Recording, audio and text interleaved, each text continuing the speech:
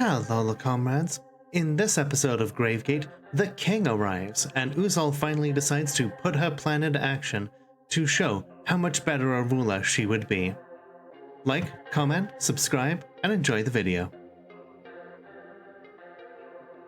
Well, hey, YouTube. It's time for us to go back to the world of Ilathu Muya, the domain of typhoons, and the fortress of Mondul Einod, Gravegate.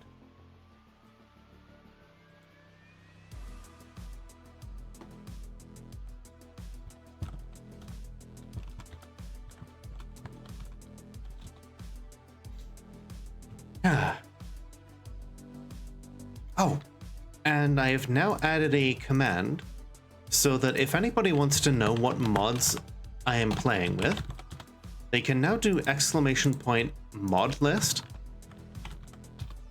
And the game, and yeah, I recorded this so you can all see just what mods I'm using in the game. No idea what I just said. Speaking in Dwarven. Ooh. Moma's Doran Bokbon, the weaponsmith, has given birth to a boy. Excellent. Our fortress is a safe enough place that dwarves feel happy enough that they can have children here. Isn't that cool?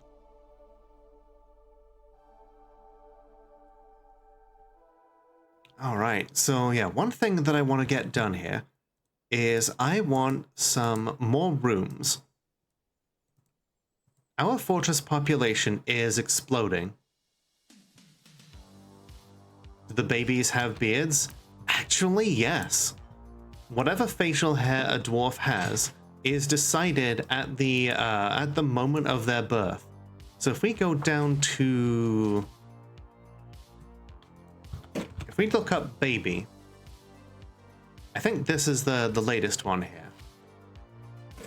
Odom Palace Pairs. And yeah, you can see from the very beginning, he is fat, his hair is somewhat greasy, his very long beard is neatly combed, his very long sideburns are braided, his medium-length mustache is neatly combed, and his medium-length hair is braided.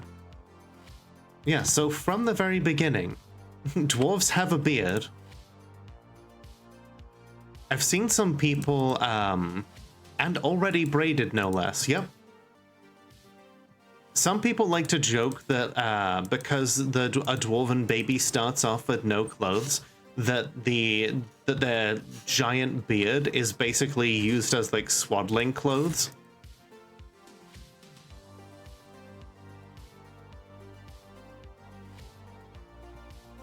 Put you in the game? I would be honored to have you in the game, Fizz. Let's see. Oh yeah, we've got a moody dwarf, someone who's in a strange mood. Okay, so we have animal trainers, beekeepers, we have craft dwarves of all sorts, brewers, we have our trade broker, we have the captain of the guard, we have carpenters, we have doctors, all sorts of babies and children. We have some elves, actually, quite a few of them. Many different performers here that are official citizens now. We have farmers, fishers, gem cutters, glassmakers. We have a couple of goblins. We've got a couple of humans as well. We've got several hunters. We have a masked lovebird woman.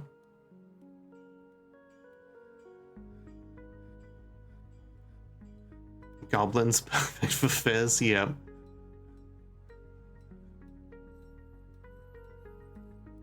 Okay, in that case, how about I'm just gonna do a dice roller here then. Virtual dice roller. Sides on the dice 189.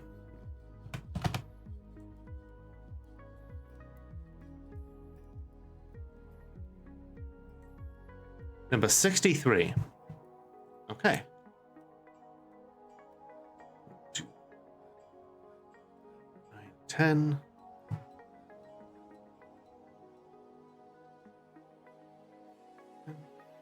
20.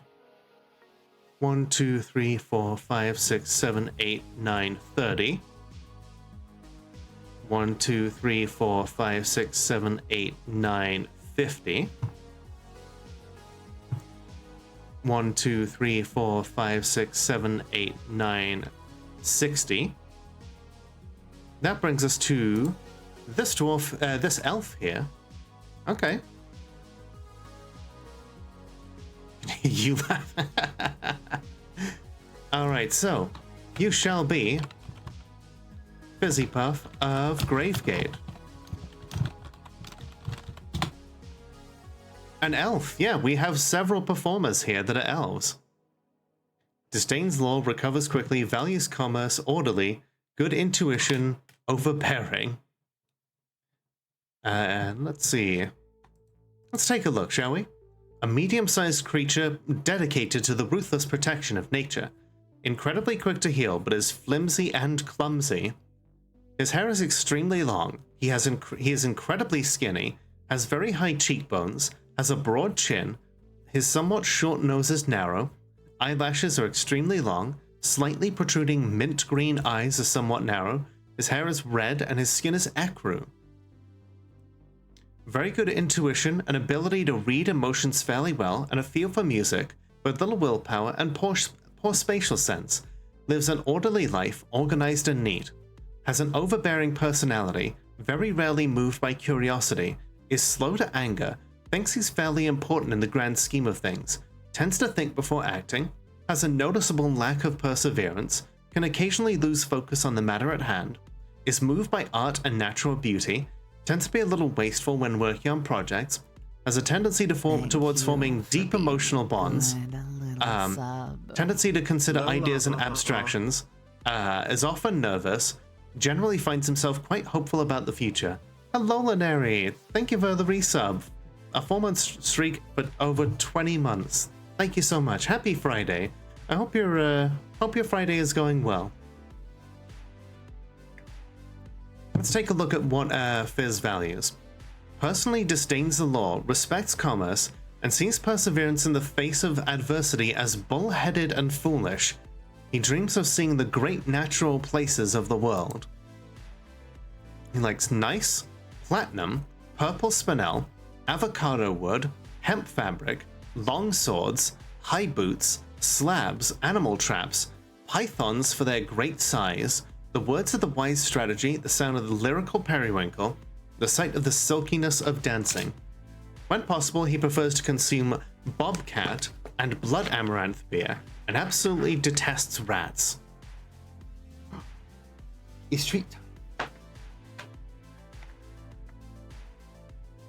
Wow. I know, he is an elf of a great many like contradictions and such things. It's Scrungle time, everybody.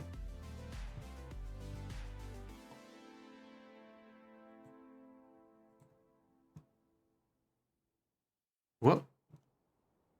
Oh, this model doesn't have the usual positioning. Okay. You want a goblin, Sehan? Absolutely. All right, here we go. Let's find you a gobbo.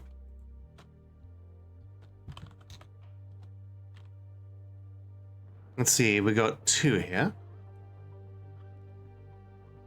Smunstu Rhyme Hated. Who's seen Mary? How long do you have until Steppen time? I don't remember. Okay, yeah, you are currently reading a book called My Thoughts on the Dwarf.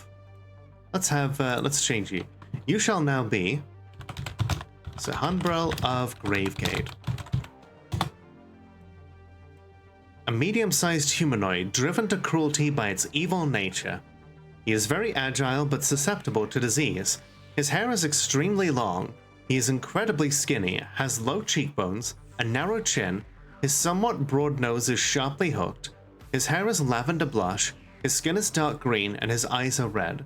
Now, I just want to mention, not every goblin in this game has a hooked nose. That is something that is randomly determined. The idea of like a hook-nosed goblin is not something that is by default. So like just in case anybody thinks about like that maybe there's like a little anti-Semitism there, it is pure coincidence. All right, Ari, have a good rest. I hope that you recover soon.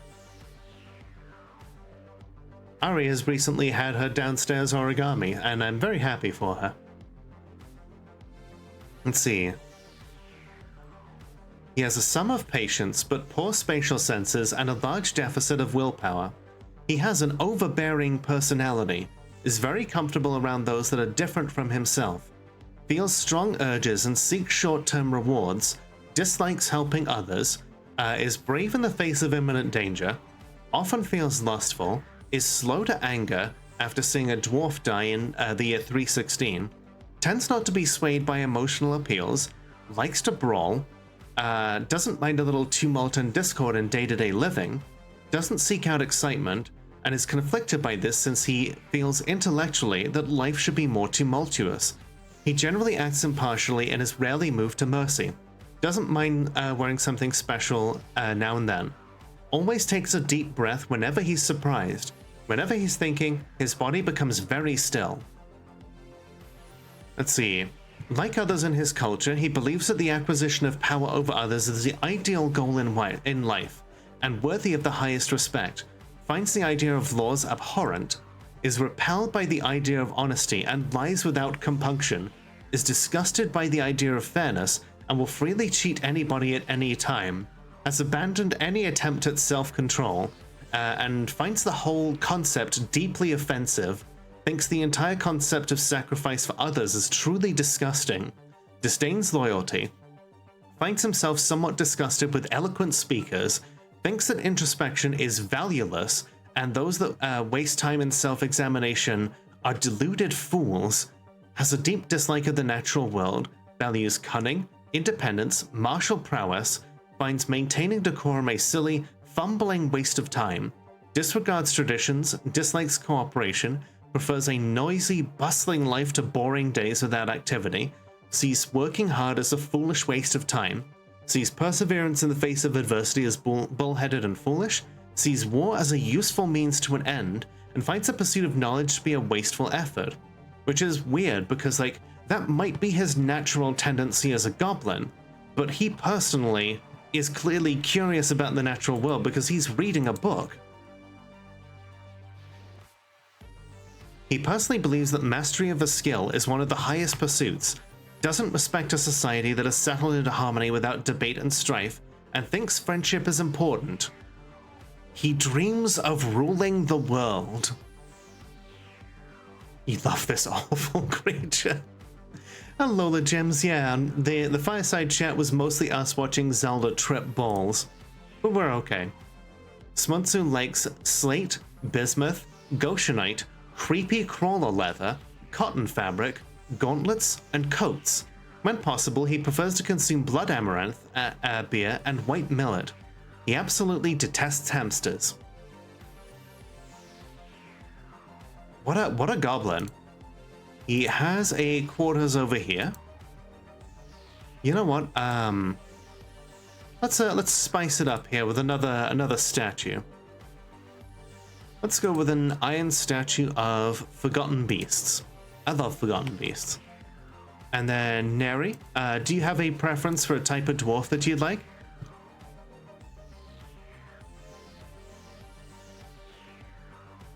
Unfortunately, Dwarf Therapist is not installed, so I can't necessarily seek out one that is a lesbian, but I can take a look and see, you know, manually, which might take some time.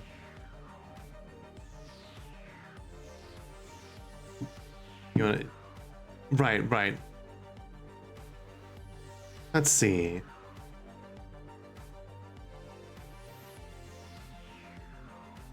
We have a lot of weaponsmiths. The goblin and the elf have something in common, it's true. Okay, how about this one? They are a professional weaponsmith and metal crafter. They have a pet cave dragon and a pet ram, which is kind of cool. And hey, they are friends with Fizzy Puff, so that's cool. Let's take a look at you then. You shall be Neri of Gravegate.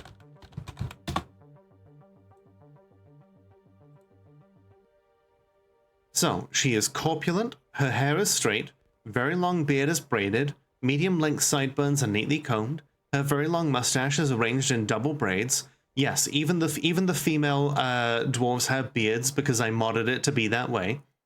Her teeth are gapped, her somewhat narrow, splayed-out ears are extremely tall, her slightly close-set brass eyes have thin irises, her lips are thin, her hair is amber, and her skin is pale chestnut. She has great analytical abilities and a natural ability with music. Hello, Valdre, how you doing? She easily changes her mind and will generally go with the prevailing view on anything.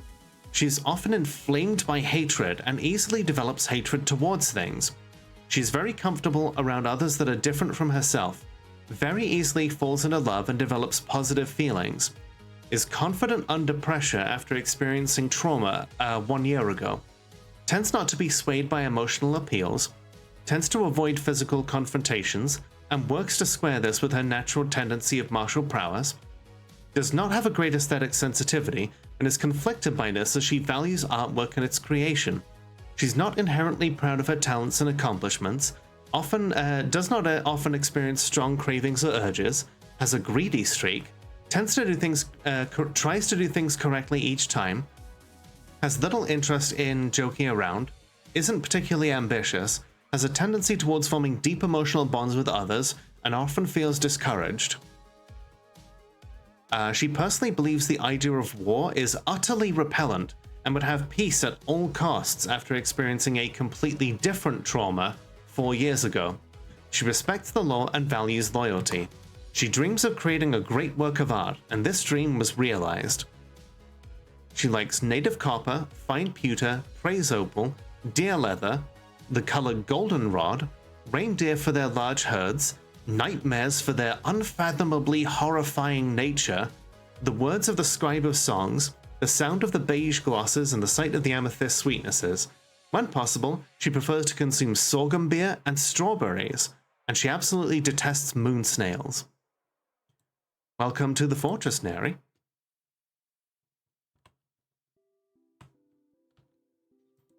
Alright, Howler, do you have a particular... Actually, you know what? Let's just double check, Neri. I want to see what great work of art they made. Okay, so she hasn't made an artifact yet, but maybe she would. Just so slimy. I know, right? In fact, you know what? Let's put in a commission here to have a statue of a nightmare for her room. Okay, stoneworker shop, rock statue. We're gonna have it be an image of... Thank you for the head pats, Meowie. How you doing? Let's see. Nightmare. Wow, there's all sorts of types of nightmare. So we'll just say a nightmare. The nightmare is... screaming. A statue of a nightmare for your room. Exactly.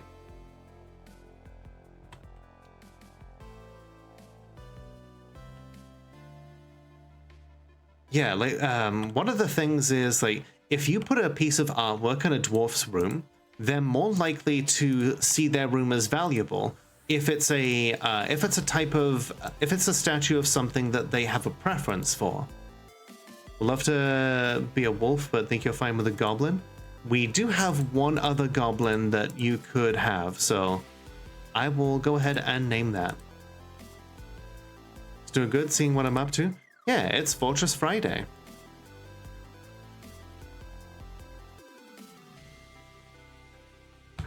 Goblin. Okay. Here we go. You shall be Isella of Gravegate. Let's see. Her hair is extremely long. She's incredibly skinny, has low cheekbones, a narrow chin. Thank you, Valdre. Her slightly flattened short ears are extremely narrow. Her hair is heliotrope, and her skin is fern green, and her eyes are red. She has a natural ability with music, a good kinesthetic sense, a good feel for social relationships, good intuition, and the ability to focus. What is Fortress Friday? Every Friday we play Dwarf Fortress. It's something of a family tradition. She's not the type to fall in love or even develop positive feelings. She often finds herself changing her mind to agree with somebody else. She is dour as a rule. Has a strong sense of duty, though she's conflicted by this for more than one reason. Yeah, goblins in this game are not naturally dutiful. She is sometimes cruel, and she's disturbed by this, as she is as someone who dislikes those that seek to acquire power of others. Yeah, and goblins are naturally cruel, so through virtue of her own personality, she doesn't like cruelty. She's bashful after wearing old clothing, feels strong urges and seeks short-term rewards, likes to brawl, does not go out of her way to help others, is quite comfortable with others that have a different appearance or culture, tends to avoid crowds, is quick to anger, tends not to be swayed by emotional appeals. Like, you don't necessarily hate yourself, you just don't like what other goblins like generally.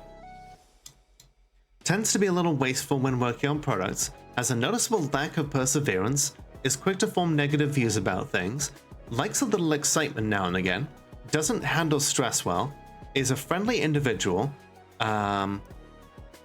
personally views decorum as a high ideal and is deeply offended by those that fail to maintain it after wearing old clothing, finds the notion that one would persevere through adversity completely abhorrent after seeing an elf die, sees freedom and independence as completely worthless, views loyalty unfavorably, values hard work, has a negative view of those who exercise power over others, and doesn't have a preference between tranquility and tumult.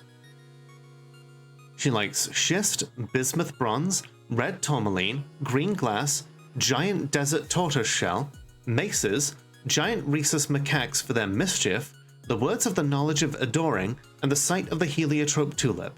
When possible, she prefers to consume large rats, steelhead trout, apple cider, bitter vetch seeds, and blueberries, and absolutely detests slugs. Welcome to the fortress. We're getting a whole bunch of new rooms put in place here because our population has been exploding to the point where it is almost at maximum. Ooh, it looks like our fortress hammerer here is in the middle of a strange mood. They've assembled a number of things.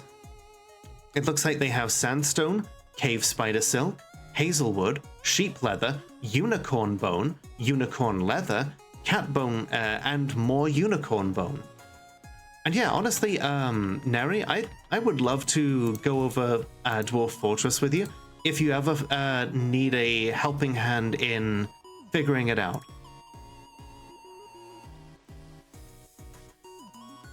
Honestly, apple cider and blueberries sound pretty damn good right now.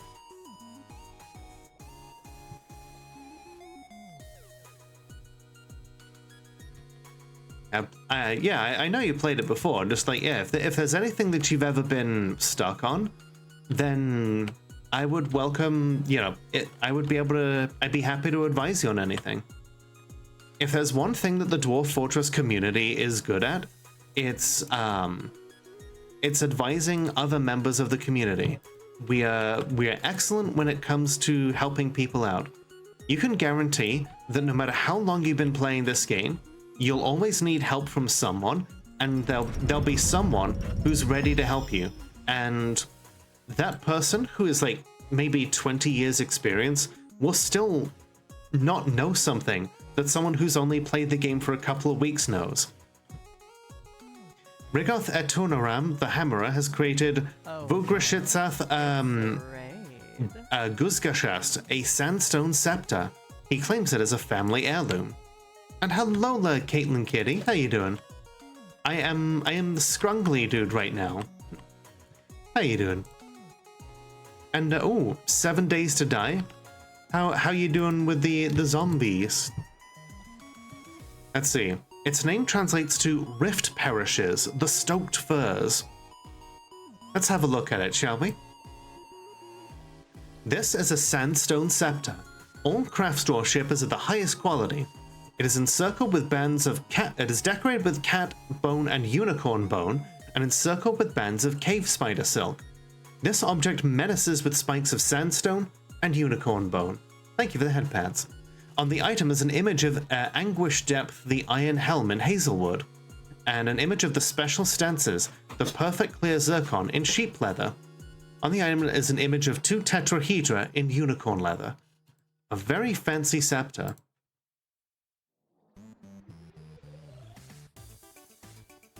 Yeah, Kitty is just lounging right now.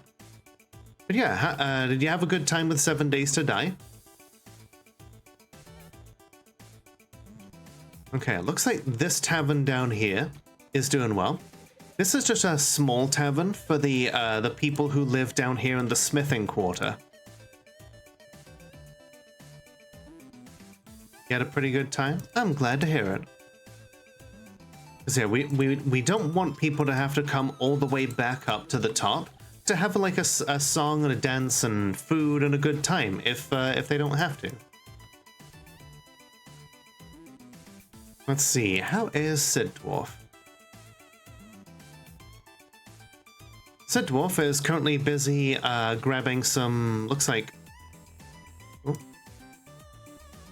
some conglomerate here in order to make a door. Are you able to view and name cats? Yes. Let's see, she has got a couple of, she has got a lot of jewelry on her. Living in splendor as she should.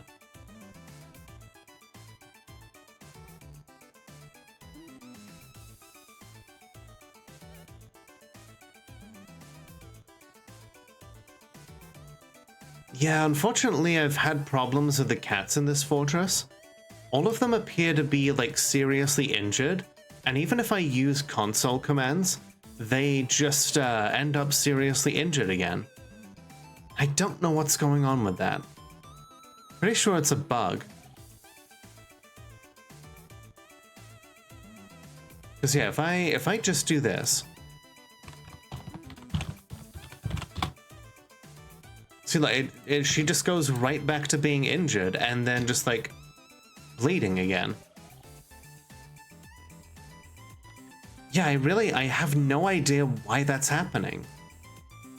Like, she's not covered in anything that would cause bleeding. Yeah, like, I'm tempted to, oh, hey, you know what? This kitten here is perfectly healthy. So we will name her Zelda. Yeah, there aren't, parasites aren't really a thing in Dwarf Fortress.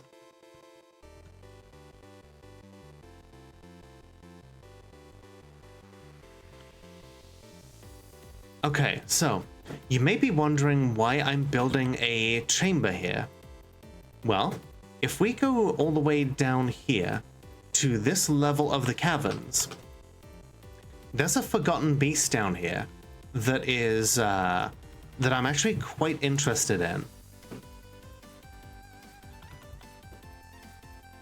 It appears to be currently out of sight, but this one forgotten beast has an ability that I really want to take advantage of. It spins webs. Which means if we can get it in here, we can partition it into this chamber, and then we can have our own little silk generator. A silk farm to produce unlimited amounts of Forgotten Beast silk.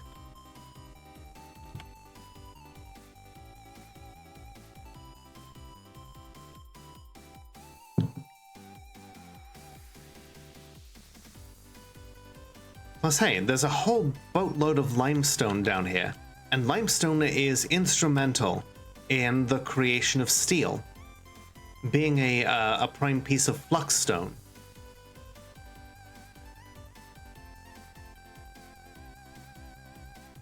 We actually, I'm very proud of how I've managed to accomplish this.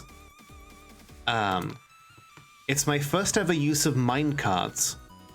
So over here, we've got a short little track, and people take stuff from this stockpile, they put it in the minecart, and then they push the minecart to the left.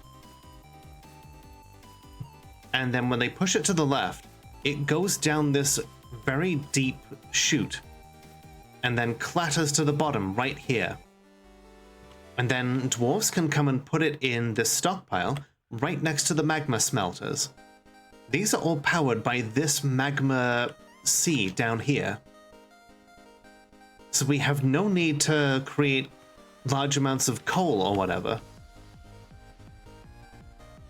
It's, I'm very proud of it.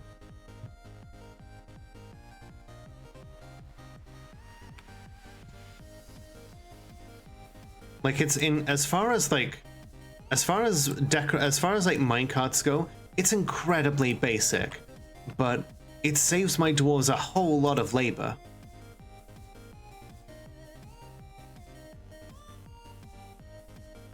Let's see, Fornea is currently cranking out some good food down here.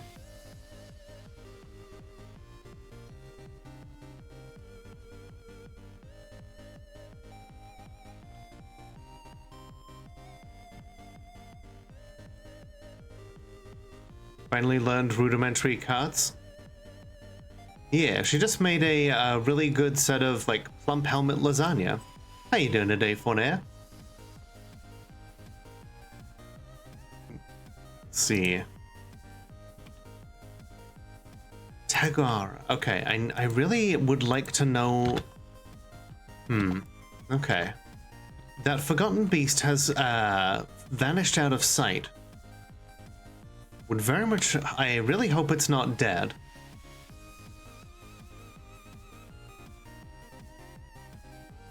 Slept like supreme garbage and your back hurts because your mattress sucks. Oh,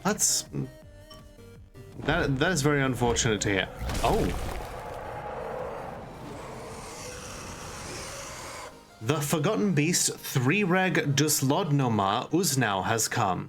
An enormous feathered crocodile. It has 3 long, curly tails, and it squirms and fidgets. Its purple feathers are fluffed out. Beware its webs. Another web spitter. And this one's on a different cavern layer.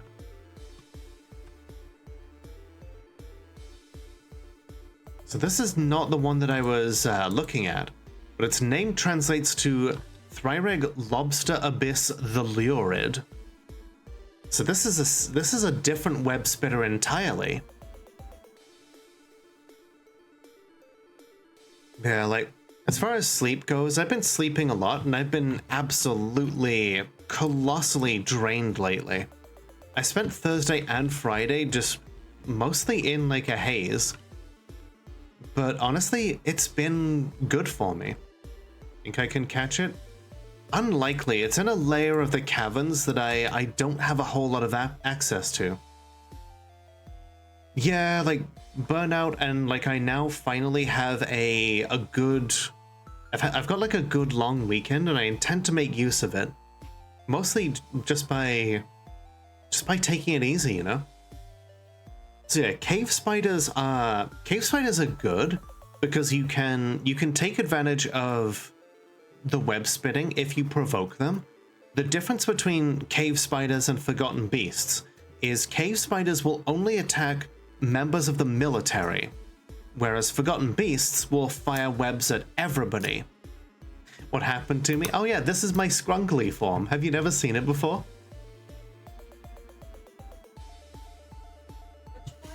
The scrunkly form. I paid all of $100 for it because an artist that I've bought artwork from before had a Patreon going, and they had $100 tier, and I was like, and it said on there, you will never pick this, so I was like, bet. The only thing that I really wanted off of there was the Scuffed Gremlin VTuber model. I was like, give me the Scuffed Gremlin VTuber model, please. And the rest is history.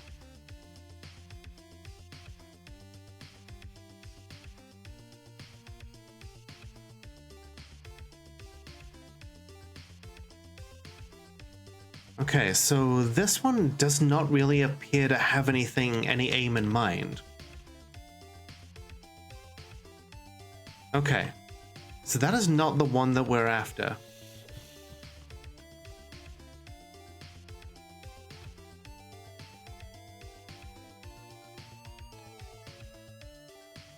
Okay, so back to the silk farm.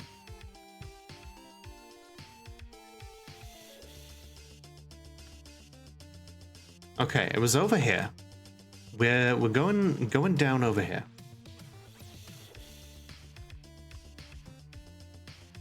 And now that we're here, we're gonna make sure that if a Forgotten Beast attempts to get in, that they're gonna have layer upon layer of defenses that they have to smash through first. We want them to go up here to the silk farm. And to do that, we're gonna need bait.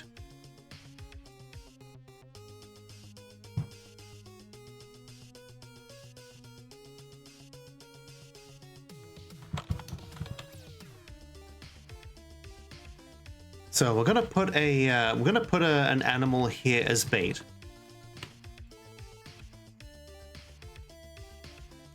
And then the idea will be that we'll have a bridge here that can act as an airlock.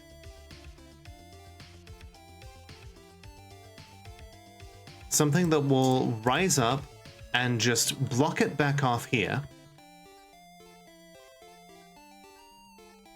And then we'll have a completely different airlock here.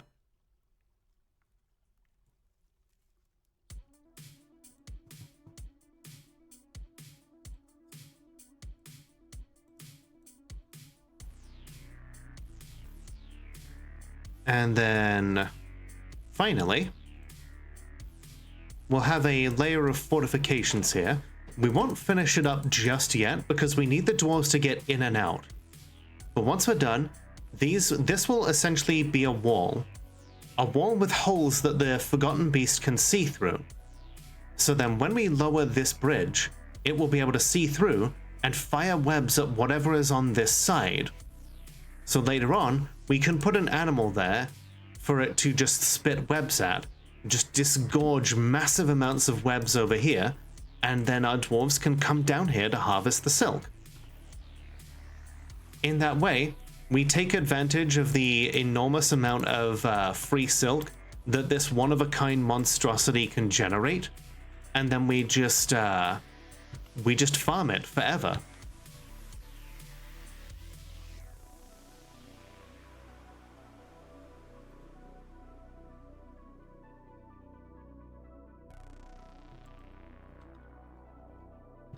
If we can do this right, then I want to throw our dwarves like a nice party. You know, we've been cooking for them and we've been working really hard. I think they deserve some time off. Hello, Life Forcer. How you doing? Farming legendary monsters is such a high fantasy thing to do. It's honestly like one of my favorite things about Dwarf Fortress is that dwarves will look at these like one-of-a-kind like fantasy beasts, and they'll be like, how can we industrialize this? Like, how can we exploit its like natural like abilities, you know?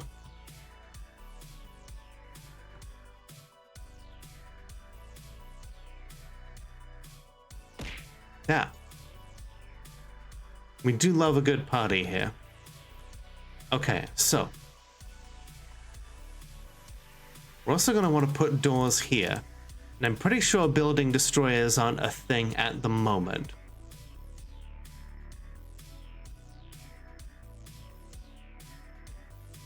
Now we just have to hope that the Forgotten Beast hasn't died, because I haven't seen it lately.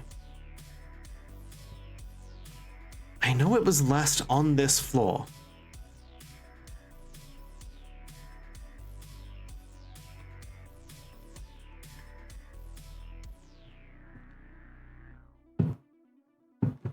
You feel very tired? Yeah, I've been pretty tired myself lately. been forgotten. Yep. True. Meanwhile,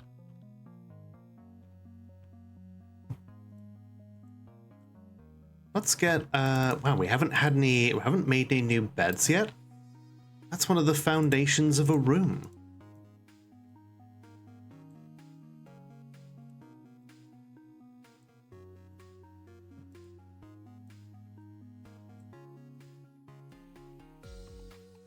How goes the necromancy? We have yet to do any actual necromancy, but I do have plans for it. We will do that once we have something in place here for this forgotten beast. Sure, another citizen. It's about time they started pulling their weight here. Wait, what do you mean we're out of iron?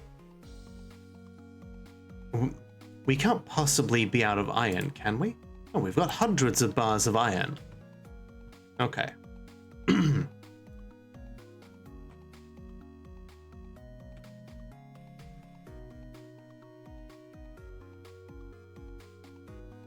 Alright, so we come up here.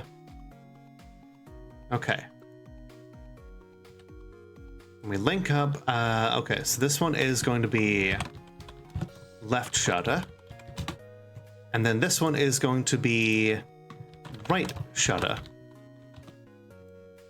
So then link.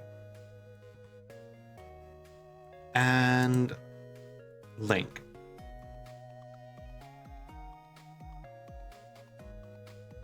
Then we bring something down, like, we bring a couple of, I guess a couple of dogs, you know?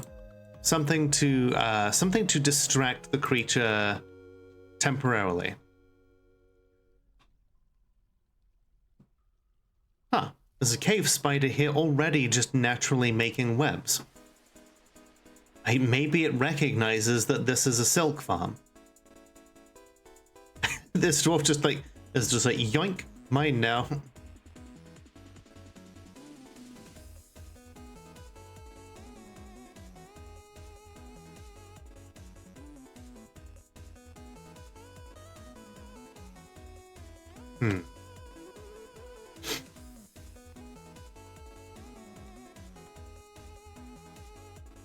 Alright, now we lock these doors.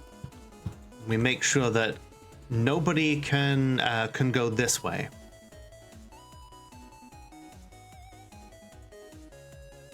Then, once the fortifications are put in place, that's when we spring our little trap. Actually, we will need those doors to be open for like a little bit longer.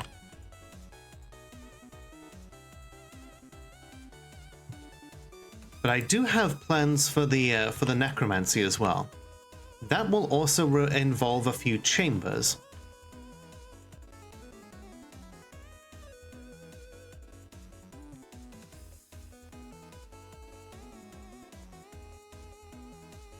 I wonder, I don't think we have any sand in the fortress. Let's see, because yeah, this is earth.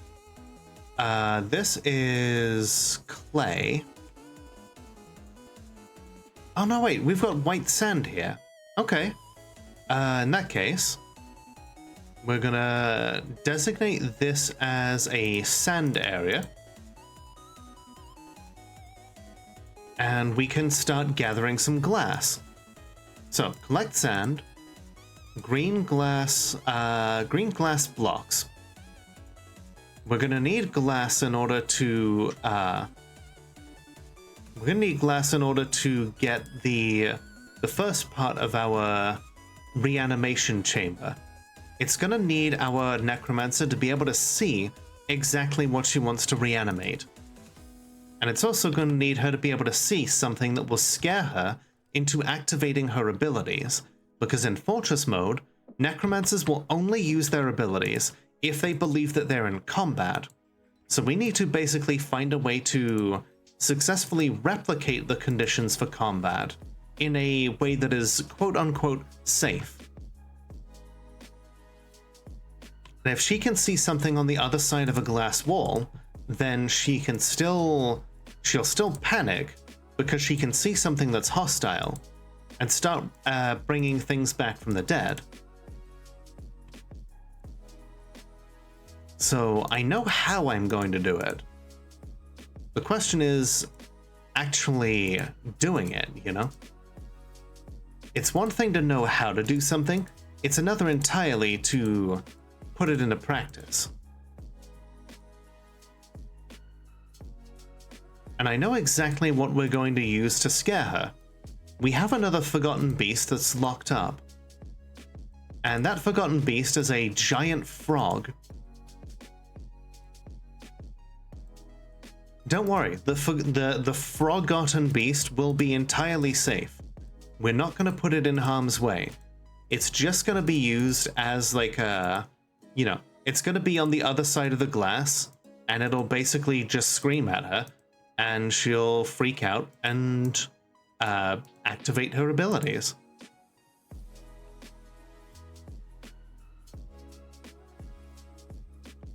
Let's see, a human monster slayer is visiting. Cool. Villa is just, Vilni of Gravegate is just our resident carpenter, cranking out all sorts of fantastic pieces of wooden furniture.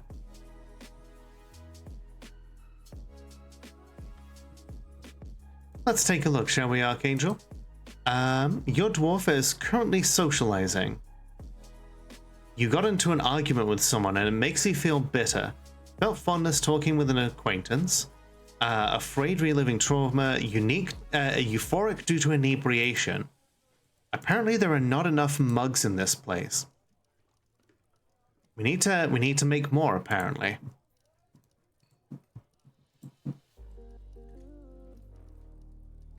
We've got a lot of bronze.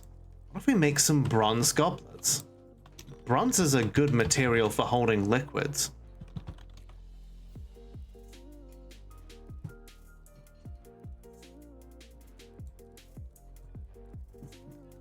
Okay, yeah, let's put in some more instruments as well. 30 musical instruments. If we want a nice festival to take place, we're gonna want everything possible for music and good times.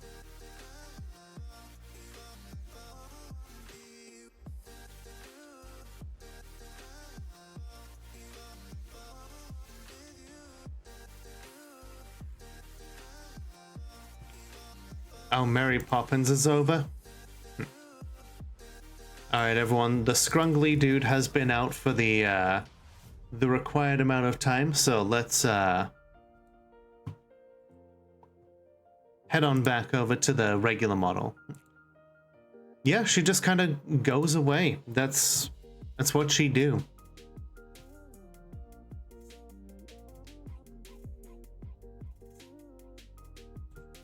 Yeah, like until the sequel, because, you know how Disney is with its sequels.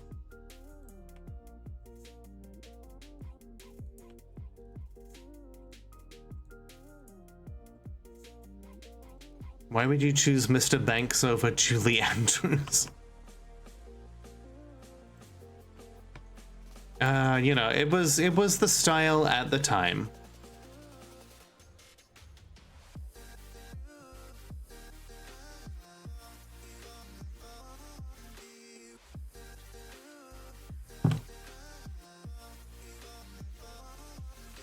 Oh, you didn't know I had a you didn't know I had like a full-length model? Yeah. Hello, One Ponytail. How you doing? And Tape Player. Hello. Yeah, I got steppy legs and everything. And then we got little floofy bunny slippers here. This outfit was actually inspired by Fizzy Puff. You know, they made a delightful sticker, which a lot of our people use in the mornings to say good morning. And so yeah, we just well, I was like, I want that to be an outfit. So it's finally done? Yeah. Well, You're just kind of chilling right now. I know, I love the slippers. They are very cute.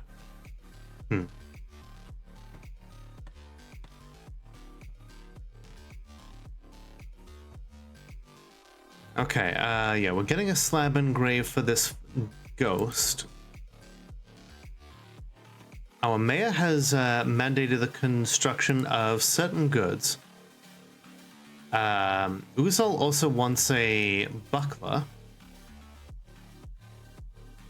Okay, we've got a buckler being set to be made.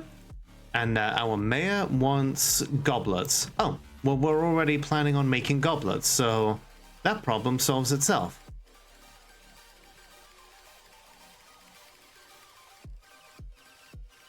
We've got a lot of people reading books here. I'm really glad that people now have stimulating reading material, even if a lot of it is about just the local necromancer tower. After all, that's a historical piece now, because that necromancer tower has fallen. We killed all the necromancers there, and now we have their books. Knowledge.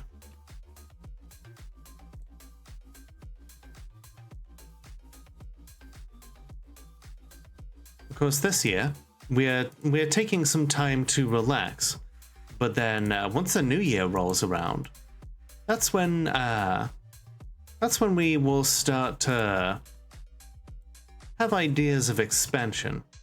After all, necromancers really do seem to get very ambitious. There's never enough for them, you know?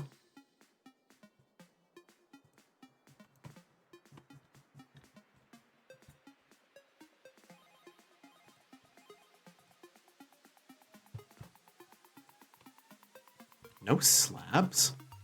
Oh, that's a problem.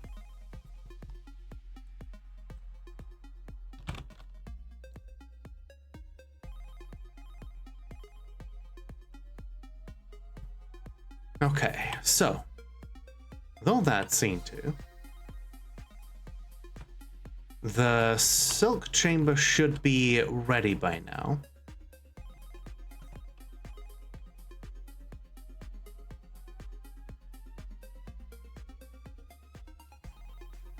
Okay, we've got the dog in place.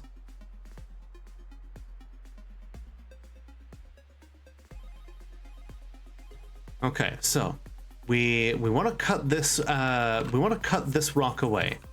The Forgotten Beast should come down here, and then up here, and then okay, good. There's no way it can come up here, so then it makes its way over here, up, and then we have the dog here as bait essentially. The levers are linked up, so let's do this. Actually, do we have any hatches? Okay, yeah, we're gonna put some hatches here, and then that way we can just if the bridge doesn't work, we can always lock the hatches.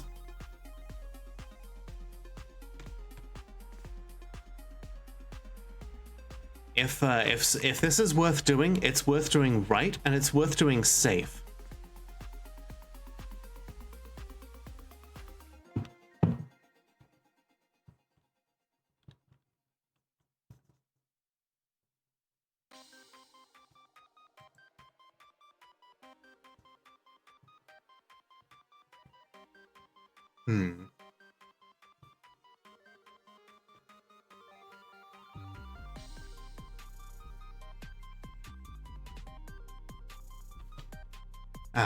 Meanwhile, we've got some people doing a lot of smithing down here, a lot of iron trap components. And the reason that we're making a lot of iron trap components is because there's this long, winding corridor of traps here that I'm making to thin the numbers of the reptile people. Because the reptile people, there's a lot of them. And I would like to access this layer of the caverns again at some point. And if we're gonna do that, we're gonna have to do something about the hundreds of reptile people that are just kind of there. But I don't want to have to fight all of them because historically, that has caused tremendous levels of lag. So we're gonna lure them down this way, down through a whole bunch of traps. Just absolutely shred themselves in this corridor.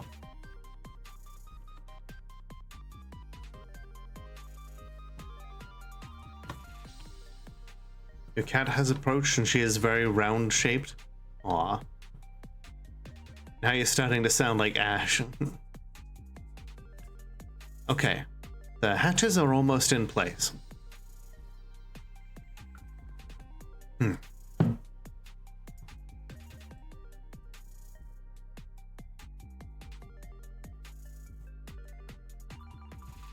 You do have Mary Poppins on vinyl? Nice.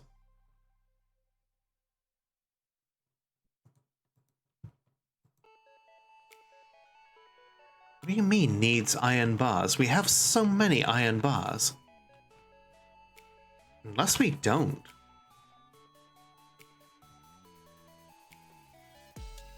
Alright, let's get smelting more hematite. Because we got plenty of that. Plenty of hematite, plenty of magnetite.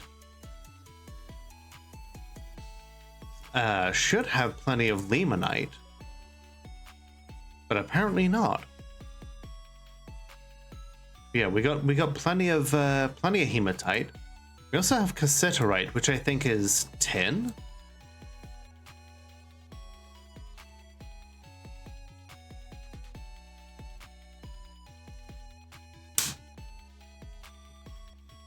Gotta fly. Also bought you cats that year, which you've been trying to quietly offload. Yeah, like it's not everybody. It's like it's a contentious musical. A lot of people, I'm sure a lot of people like it, and you know, more power to them. I personally do not see the appeal.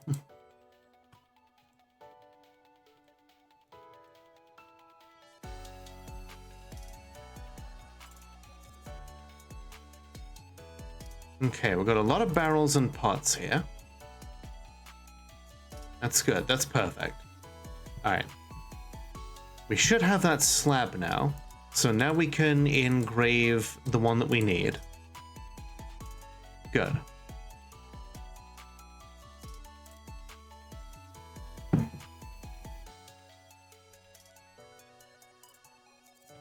All right. One more check of the hatches. Are they in place?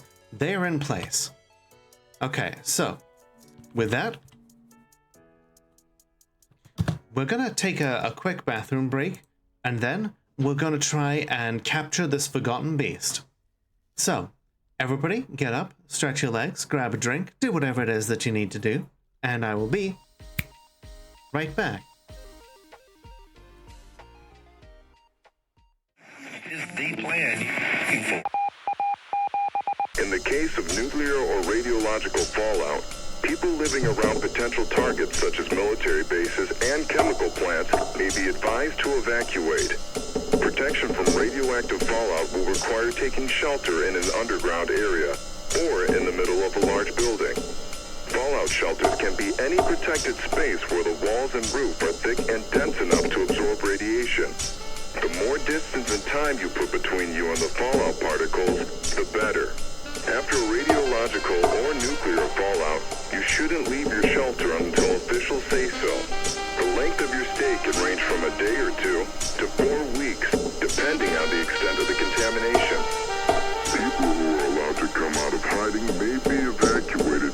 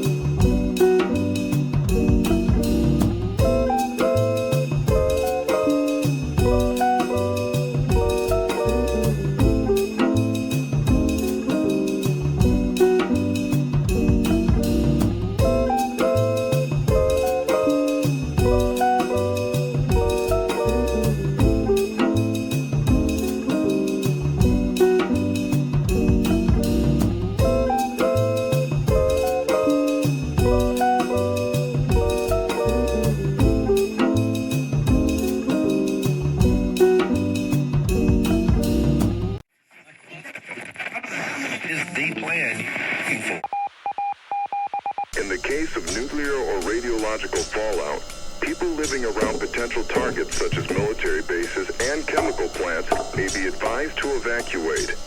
Protection from radioactive fallout will require taking shelter in an underground. So, what did everybody overeat this Thanksgiving? Yeah, for those of you who celebrate. Now me, I didn't do a whole lot of overeating per se, but I, you know, our meal was some snow crab legs and some crinkly steak fries. It was good. Rejected the holiday as always. Entirely fair. It is not a holiday that necessarily needs to be observed. I choose to have it as a I choose to observe merely the feeling of Friendsgiving, the unity together of people, of found family that I've chosen to unite with, because that is a stronger familial bond than that of blood.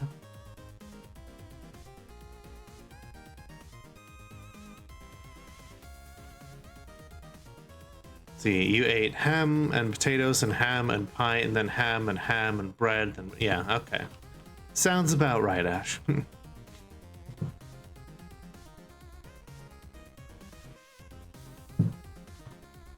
Okay, we are bringing one dwarf down here to dig this out.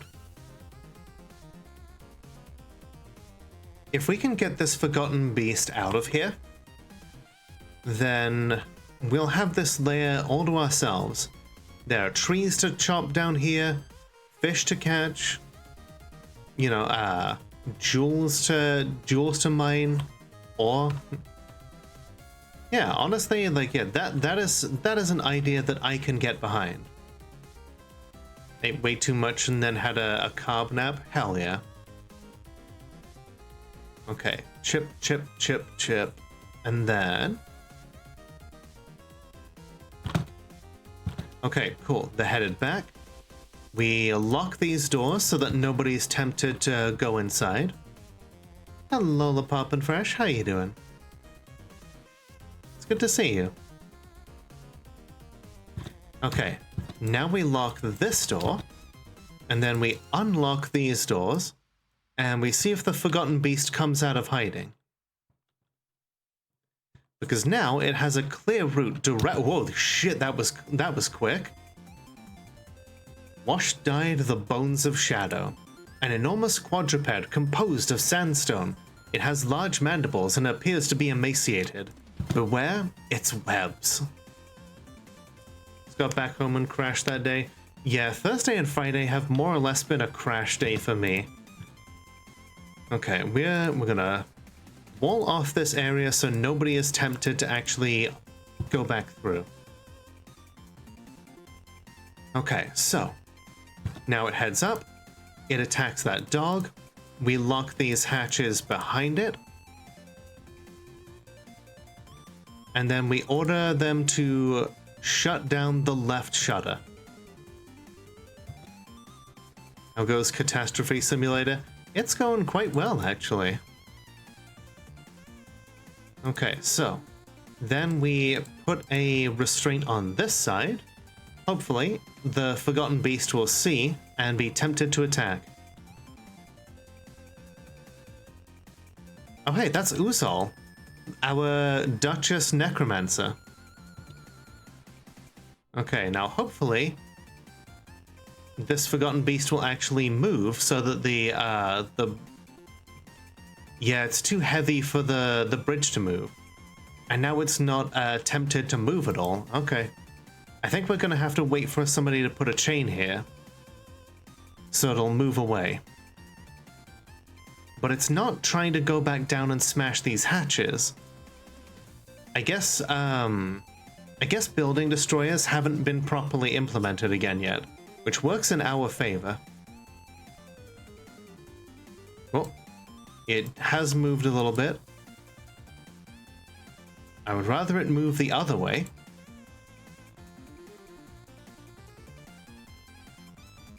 Also gave you a cute PJ pants. Love that.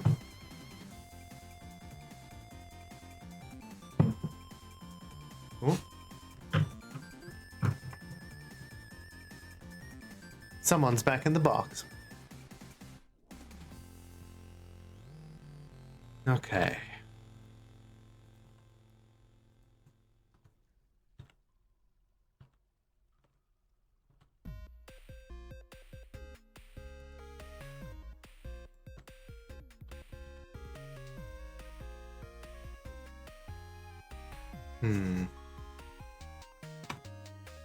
We'll shovel some cookies in your face. Fair enough. Alright, now we just wait for somebody to bring this dog down. And then that should be it.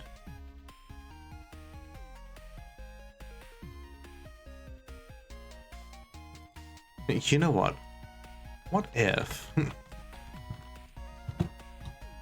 Just bring it back. Can we get the Forgotten Beast to attack again?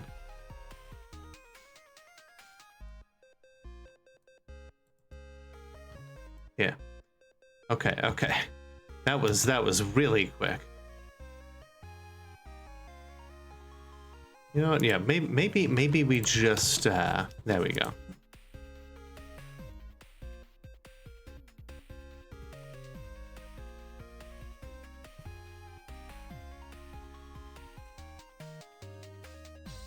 Then we pop a couple of doors in place here, and we're good.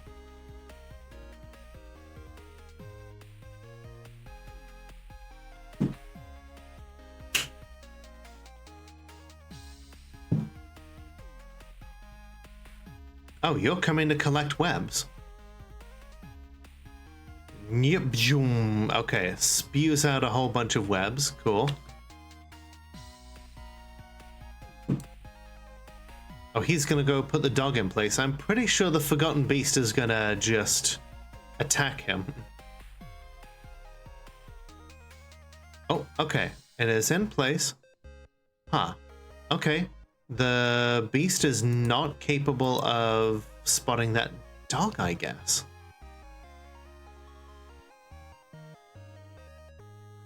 Okay, it's not trying to break down the hatches either, so I think it's okay.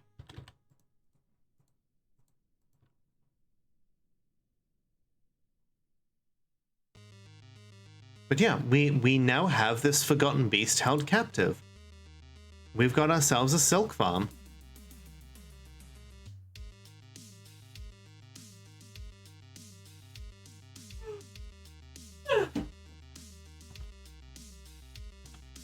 Alright, so that calls for a celebration.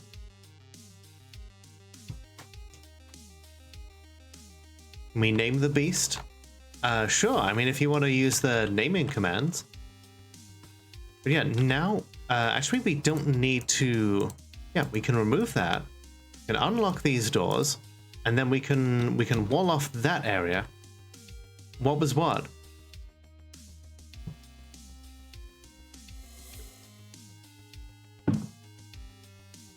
Number is 666.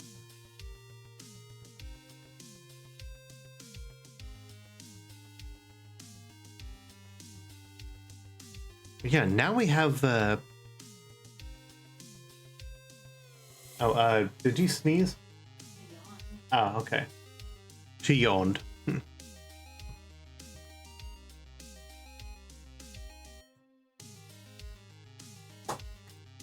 Alright. There's a whole lot of stone over here that I really want to explore.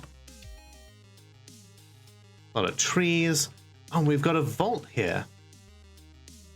Who knows what might be inside this? Oh, we've got multiple vaults. If you don't know what a vault is, it's a 3x3 set of gems, inside of which could be any number of things. Water, fire, magma, a demon, an angel. Mom. Your mom, yeah. Or yeah, an artifact of the gods. Yeah? Well, yeah? So we're gonna explore those really carefully. Why? Her is like crazy. Yeah, she is. You happy with your box? You get a box?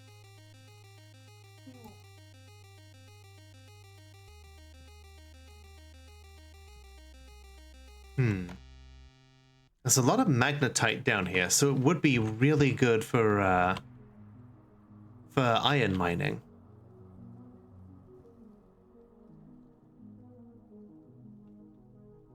Mermaids? What do you mean?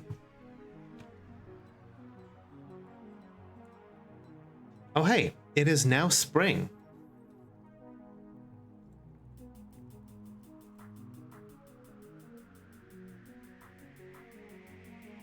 Molotov's mermaids rupees. Oh, behind the vault. Okay, okay. I don't know. Syracanu is mentioning mermaids here.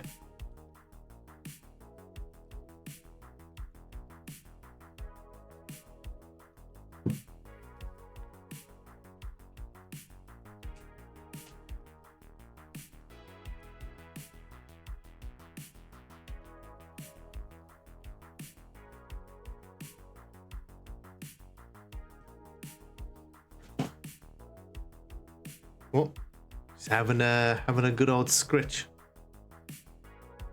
This is a very interesting box because it came all the way from the UK.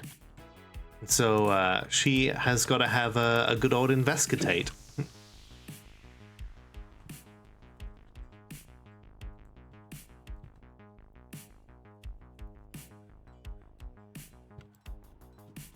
Oh hey, yeah, this little garbage chute is now in place. So basically, the dwarves can take garbage up this set of stairs and then just drop it down this little shaft directly into the magma sea, permanently removing anything from the game. It's a really good system. You gotta put her smells on it, yeah, and roll around in the catnip.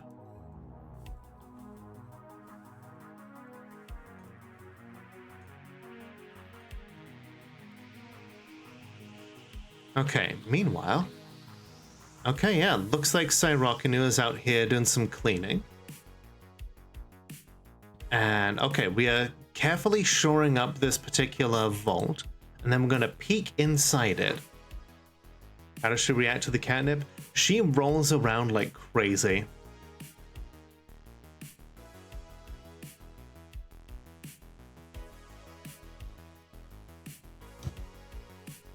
Okay, then we carve a little gap into this stone so that we can see what's directly inside.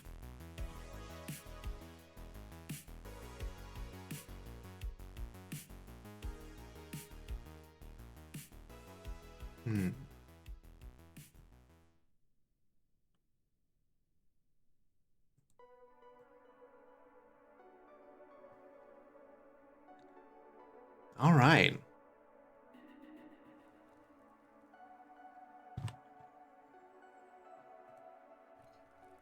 Okay, so these areas can be designated bedrooms now too. This is Monom. They want a proper room, so you know what? Let's just make this their room. That is now your room. That is your room. And you there, you're sleeping in this bed that just hasn't been assigned. Urist the Presser. We'll just make this your room.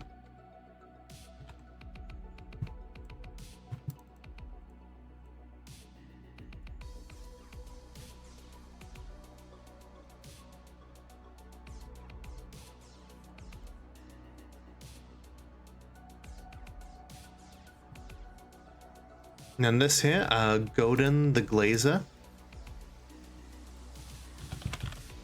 Here, that's now your room.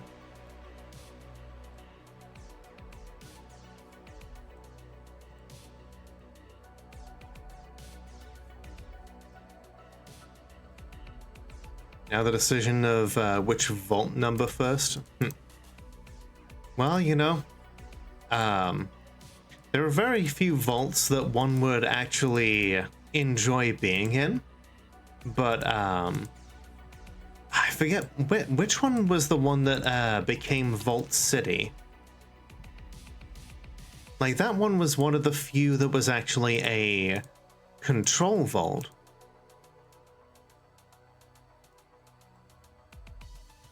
And then it ended up being like a pretty decent city. Like, it did have some issues with classism and slavery, but it was eventually absorbed by NCR.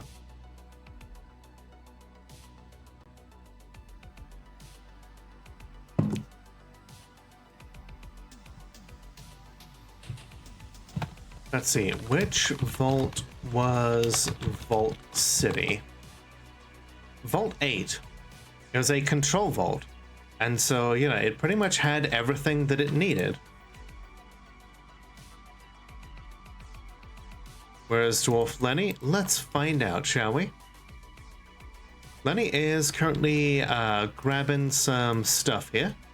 Oh, they're taking a whole bunch of trap components to store in a stockpile. He's got a cat bone crown and an elk bird bone crown. And a short little skirt, couple of, like a dress and a cloak. Just having a good time by the look of it. Alright, let's see. Alright, so the middle of this is just sapphire. Deep within this strange place, we've uncovered what must be a treasure of the gods. Rigoth Obok Tholtig Erith. This is a large, sleek, flowing metal hood. All craftsmanship is of the highest quality. So it's an artifact flowing metal hood, but it's large. So it's sized for humans, which means that it's useless for us. And then this one is just gems. He is in fact wearing both, yes.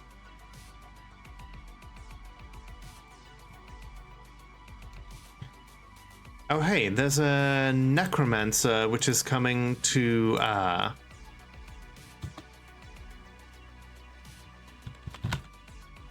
yeah. Pretty sure that they have already been accused of crimes, so yeah, specifically espionage against the Pale Jesters. So let's get them convicted, shall we?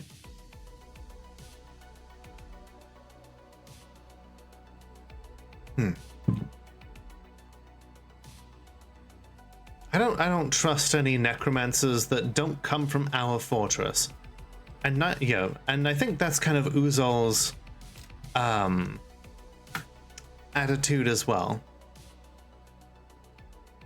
You know, she does not trust any foreign necromancers because For too long has our civilization been manipulated by necromancers from outside of the Key of Slaughters. So it makes sense that we are no longer trusting them. Looks like our hammerer is going to chain them up. What is the sentence against her? 50 hammer strikes. Oh my gods. So the hammerer has a silver warhammer, but I don't think he actually uses it. He tends to just grab the nearest thing, like the nearest blunt object to use. I know, like it is excessive, but necromancers are very durable. This is the kind of thing a regular beating won't solve.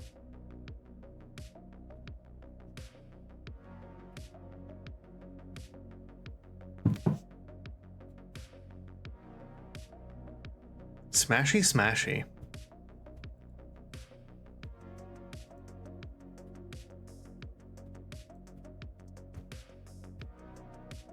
As you can see, our jails are home to a great many intelligent undead, some goblins, and a couple of reptile and fish people, that sort of thing. So we lock them in place, and then it says execute criminal. Just picks up an iron maul that he happened to leave nearby. And now let the beating commence. Oh, there's a whole bunch of Elkman blood there. And they're dead.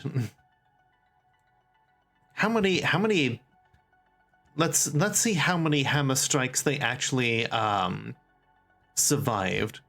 1, 2, 3, 4, 5, 6, 7, 8, 9, 10, 11, 12, 13, 14, 15, 16, 17, 18, 19, 20, 21, 22, 23, 24, 25, 26, 27, 28, 29, 30, 31, 32, 33, 34, 35, 36, 37, 38, 39, 40. He got through 40 of the 50 hammer strike punishment before he finally crushed the necromancer's skull. How fragile we are. Be gone, fear. Alright, well. Dispose of the corpse. It is mangled and of no use to us.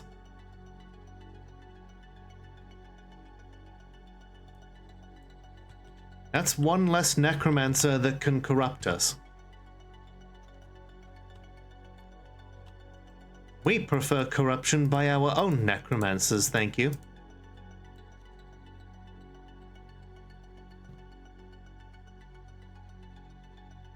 Let's see, we have diamonds and obsidian. Yeah, hope you're doing well today, Lilith.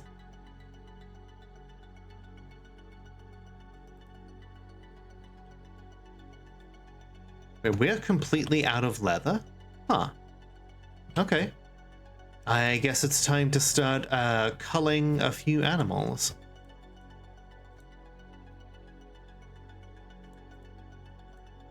Some of these animals just keep bleeding all over the place anyway, so maybe we do need to put a bunch of them out of their misery.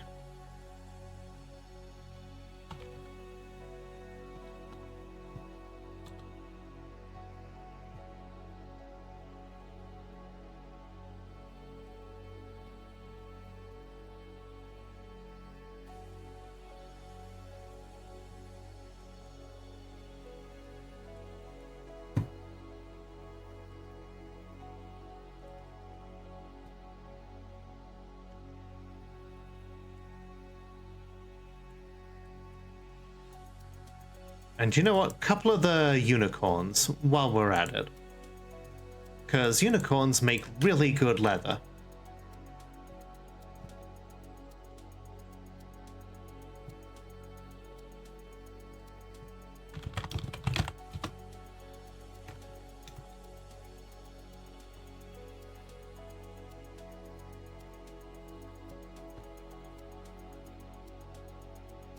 Okay, so is that like a Highlander thing that can be only one necromancer? That's kind of how that's how I believe that our dwarf sees it, you know? She won't allow any other necromancers to rule over her people. The way she sees it, if anybody is going to rule over her people as a necromancer, then it's gonna be her. You know, she does not, she doesn't want anybody else having dominion over them. That's just, that's not something that she wants for her people.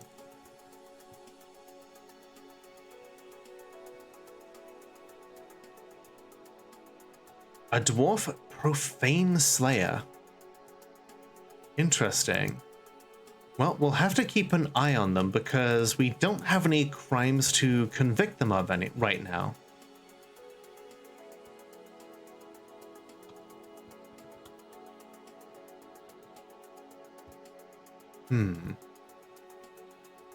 You never know. They may end up being just an ordinary person who just kind of wants to hang out and be cool. It's unlikely, but it's possible.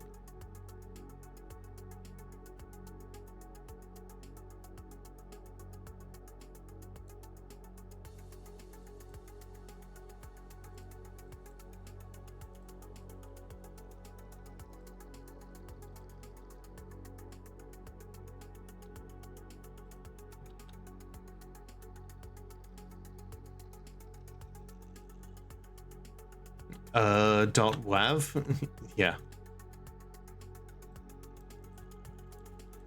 Okay, now that we've got enough sand, we should have enough for some, like, green glass blocks. No? Okay.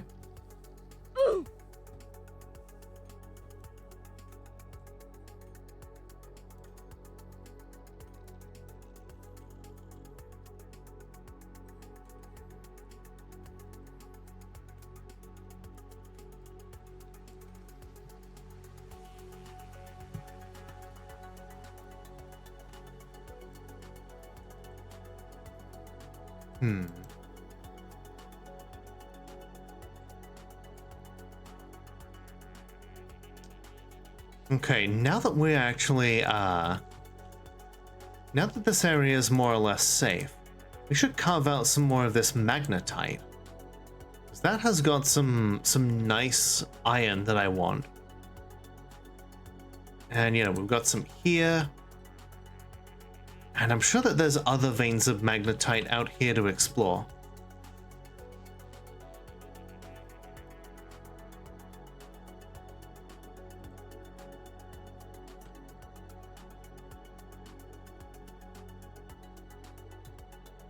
There's also a shitload of limestone, which means a lot of stuff that we can make into steel.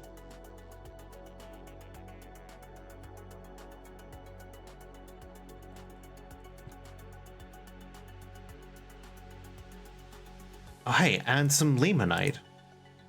We can make that into, yeah, that's an iron ore.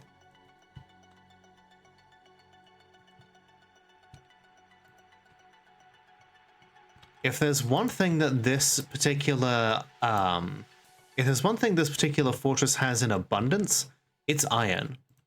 It doesn't have a scrap of any other metal to its name, but it sure as hell has plenty of iron. Oh hey, it looks like our Marks dwarves are finally practicing. They've got some badger bone and like other bone bolts that they're practicing just shooting at the archery targets here. I love that.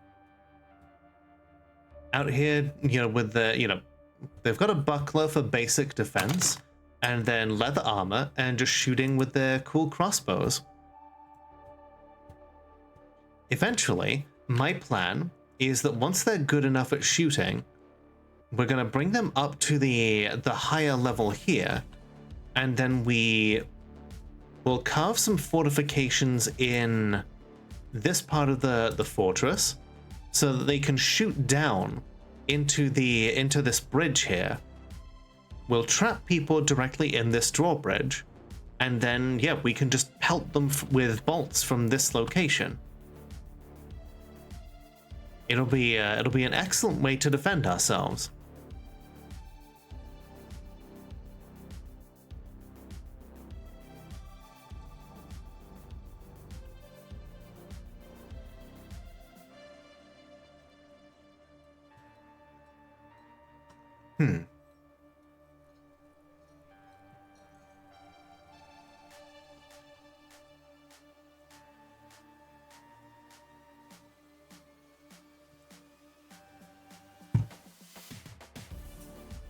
You know, we haven't seen any,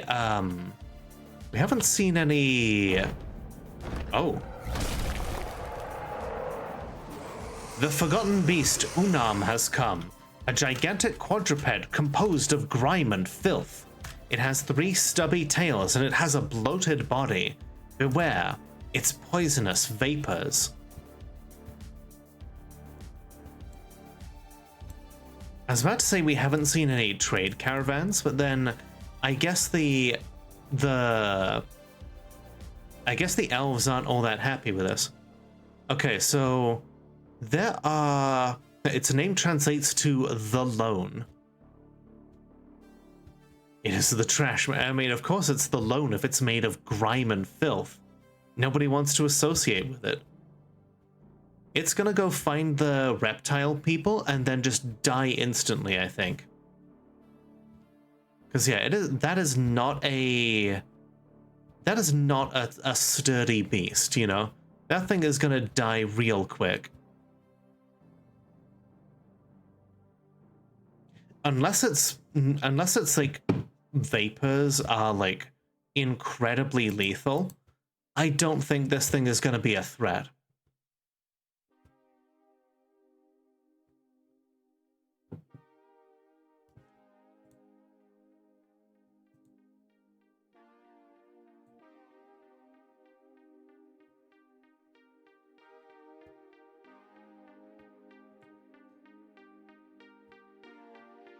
Yeah, I'm glad that you're gonna have a good weekend, Lilith. Well, yeah, I don't think this thing can even make it to where we are, so I don't think there's a whole lot of need to, like, treat it with particular concern, you know?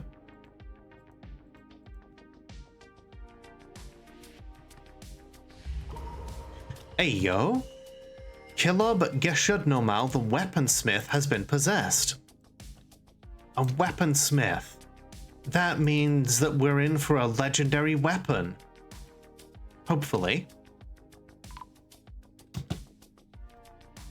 Okay, the ghostly Tana has been put to rest.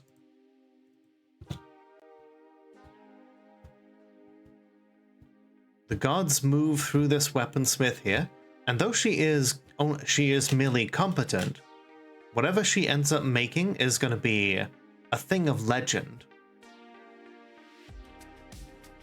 Okay, she's going down to the forges. Are there cursed legendary weapons? Not that I know of. Okay, yeah, looks like she's gonna go claim a forge.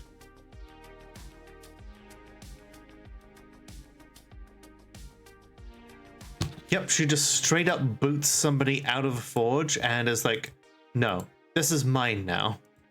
Boots Archangel out, like, very rude. Okay, looks like she's already started gathering up iron. She's like, no, get out.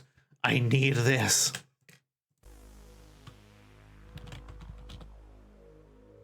Okay, she wants metal. And you know what? We'll just let her gather whatever metal she needs. But hey, every dwarf knows that once a dwarf has gone into a strange mood, that there should be no denying them. No getting in their way.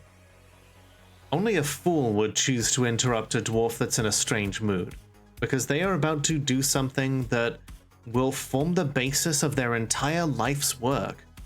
And who are we to stand in the way of that? Okay, some pigtail cloth.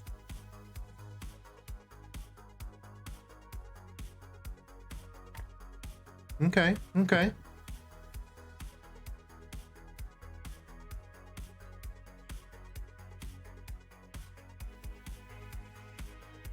You know what, we're gonna leave her to it, and we're gonna have some of this hematite mined up. Because that's just extra iron.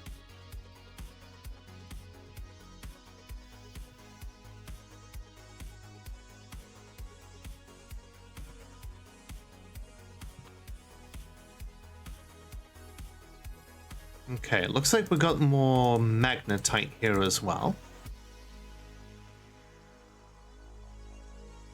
That'll be delightful to work with.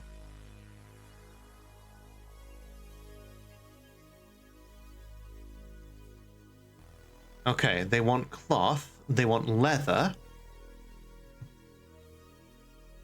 rough gems, bones. Okay, I guess we need to start butchering more, we need to start butchering more creatures then, and gathering up the leather and bones. More unicorns. Honestly, like, yeah, unicorns are like some of the more unique and more expensive things. Okay, we've got some that are ready to be slaughtered.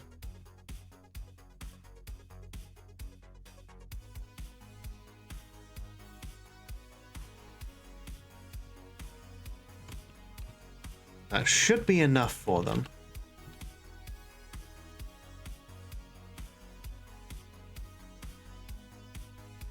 Yeah, I don't think there are cursed weapons. I think there are, yeah, just various different, just different types of, yeah, just varying different levels of craftsdwarfship, you know? Okay, we've got plenty of skin here. But, like, is there a tanner here? Maybe we need another tanner here.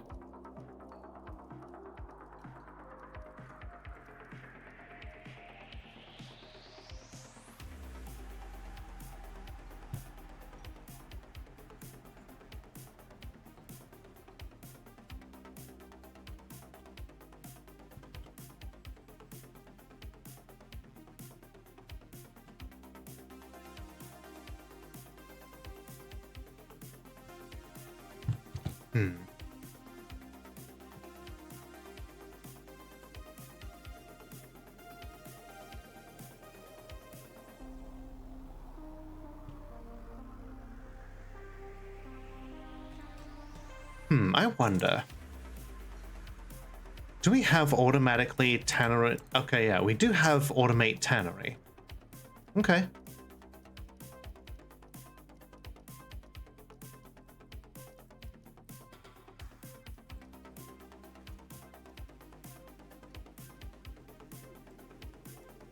Looks like one of our goblins here is currently making up a barrel of lye. And we've got someone pressing honey from the honeycomb. That means we can make mead, the delicious honey booze.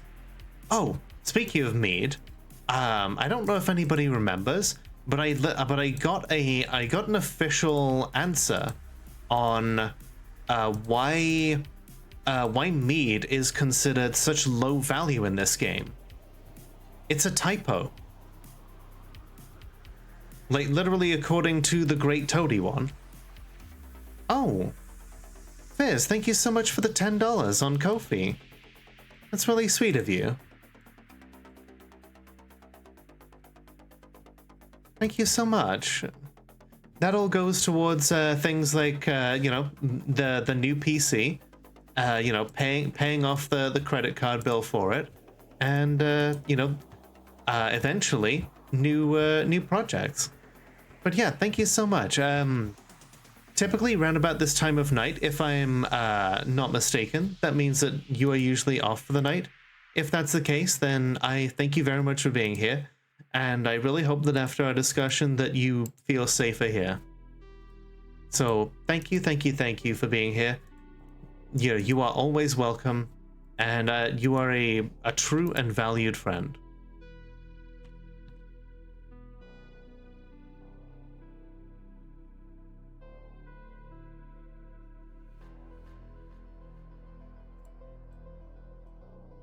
Okay, we've got some lye, so that means we can make soap.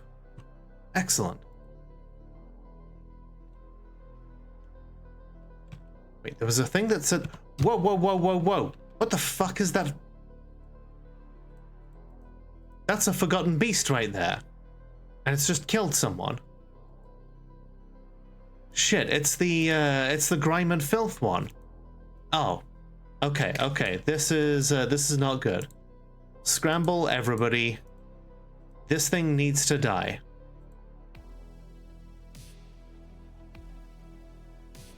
All right, Ari. Have a good night, and I'm really glad that you get to snuggle your girlfriend to sleep.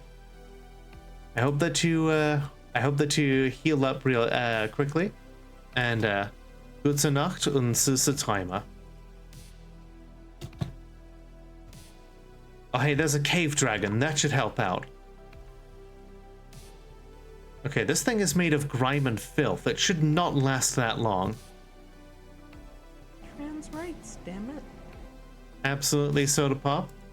Oh, okay, yep. Here's one of our prime hammer dwarves. Smash, dead. Can it all end so quickly? Be gone, Fear. Ooh, Freya was seriously injured there.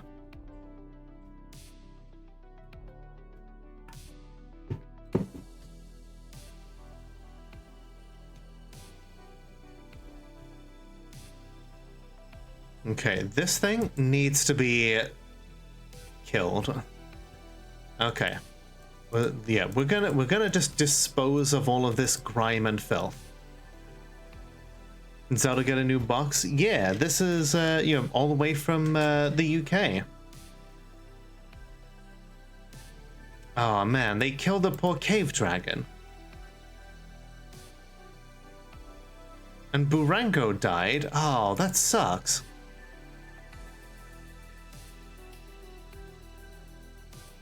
Okay, Fizzy Puff over here is seriously injured as well. You know what?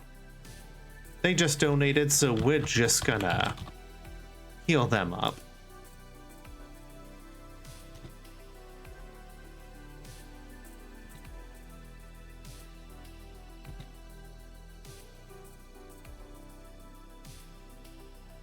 That was unexpected. Okay, where's Freya? Freya is okay.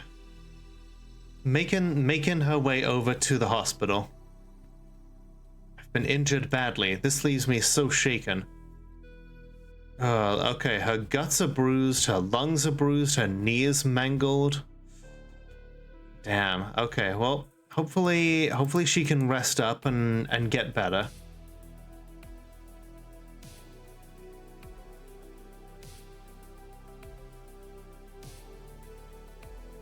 Damn, yeah, we lost a couple of dwarves over that. But hey, that is something that will happen occasionally.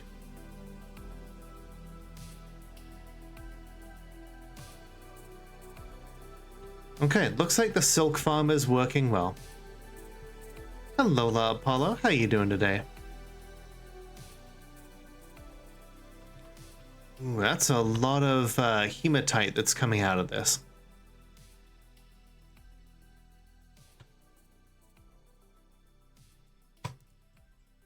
Okay, the dwarf is going off to claim more. We've got iron, pigtail, dog leather, cat leather, lavender jades, and now they need more things. Cloth. Okay. We are currently spinning whole varieties of cloth down here. Spinning some thread.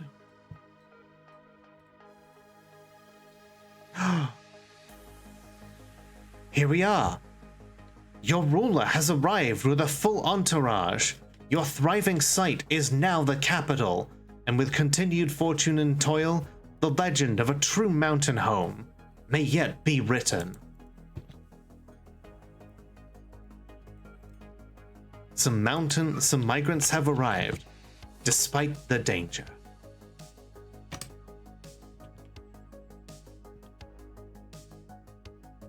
So that means that at least some of these people, as being part of the entourage, should have some sort of legendary skills. That one's a pretty good fighter. Oh, there they are. Okay, so here is okay, this one is a miner. Nope. How about you? You have like full like combat gear here of like exceptional quality too. A legendary swords dwarf. Did I do any Black Friday shopping? So far, just a little bit of dipping into the Steam sale. This one's a legendary spear dwarf. But yeah, my Black Friday shopping has mostly been on the Steam summer sale. No, the Steam Black Friday sale. Partly so that I can, you know, send it off as a scheduled Christmas present to my dear wife.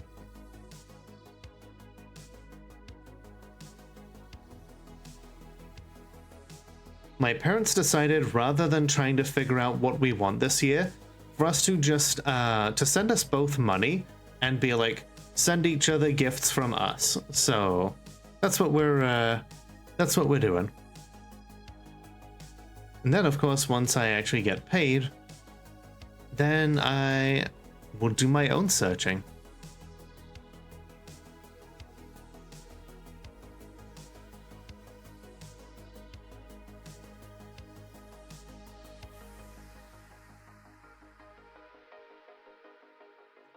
I'm not going to say what I got her just in case she's listening to the stream, because it does happen from time to time.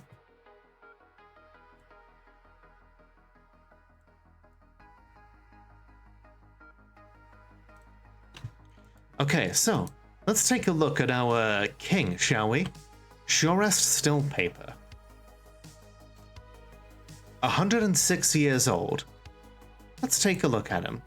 No family that's in the fortress, but goddamn, look at that! Look at the size of that family, and all of those gods he worships. I don't recognize half of these. His very long beard is neatly combed. His very long sideburns are braided. His medium-length mustache is arranged in double braids. His very long hair is tied in a ponytail. He has high cheekbones and an angular chin. His teeth are gapped. His tall, narrow ears have nearly fused lobes. His head is extremely narrow. His slightly sunken jade eyes have thin irises. His lips are thin. His burnt umber skin is wrinkled. His ears are somewhat splayed out. His hair is dark gray, his gray mixed with dark chestnut. Let's see what kind of personality our king has. A feel for music, poor analytical abilities, and a really bad memory. He has great trouble mastering fear when confronted by danger. He is very impolite and inconsiderate of propriety. He has an overinflated sense of self-worth. Isn't given to flights of fancy. Lives a fast-paced life. Is somewhat uncomfortable around those that appear unusual or live differently from himself. Tends not to be swayed by emotional appeals. Is moved by art and beauty, can handle stress, and has a greedy streak. These do not seem like the tendencies of a good king.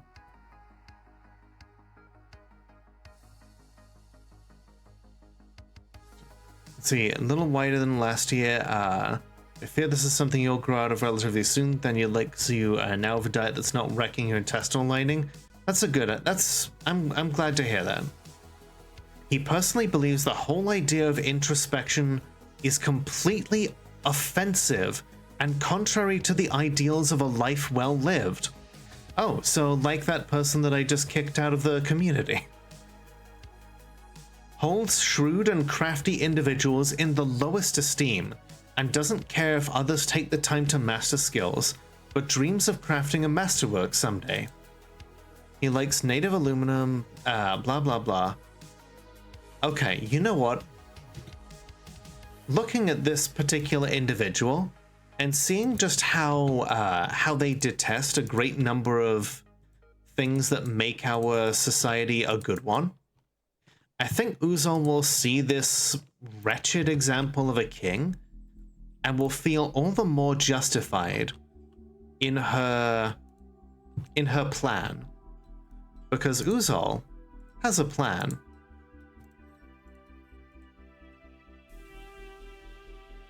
She's not about to let this upstart king be the one who leads our nation. From everything that she's heard, this king, Shorast Stillpaper, is not someone that she wants ruling this place. Hell, Shorast is responsible for, letting this once great nation fall into corruption. But she cannot just straight up murder him. But she does have an idea on how to take care of this.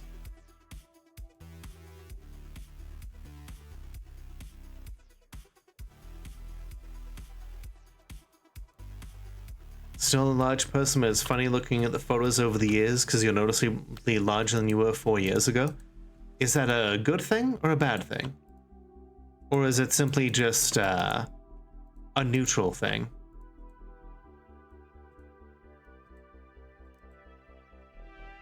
Oh, it looks like, okay. This weaponsmith is now making their artifact. They keep muttering Dalkamidath. They've got iron, pigtail, dog leather, cat leather, lavender jades, llama wool cloth, unicorn leather, and ram's bone. Send him on a one-way trip to space. Oh, I've got better ideas than that. Trust me.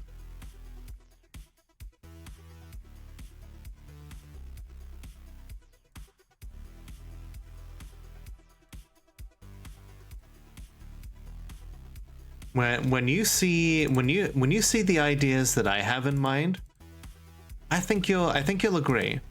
It's something quite special. Hydrate none shrimp? I will.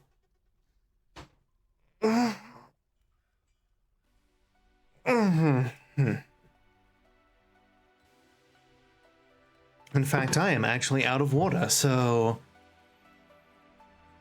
let's see.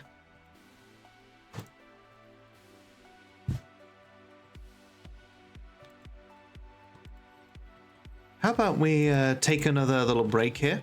I'm gonna grab myself some more water, and I suggest that you all do too. And I'll be right back. Is the plan in the case of nuclear or radiological fallout, people living around potential targets such as military bases and chemical plants may be advised to evacuate. Protection from radioactive fallout will require taking shelter in an underground area or in the middle of a large building. Fallout shelters can be any protected space where the walls and roof are thick and dense enough to absorb radiation. The more distance and time you put between you and the fallout particles, the better. After radiological or nuclear fallout, you shouldn't leave your shelter until officials say so. The length of your stay can range from a day or 2 to 4 weeks, depending on the extent of the contamination. People who are allowed to come out of hiding may be evacuated.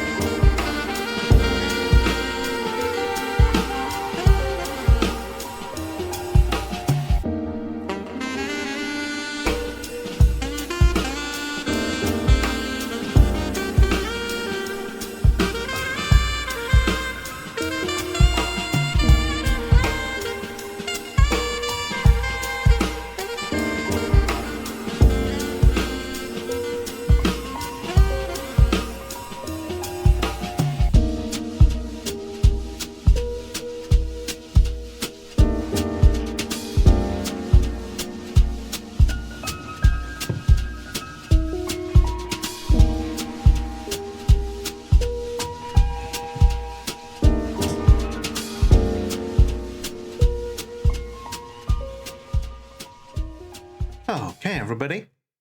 We're back.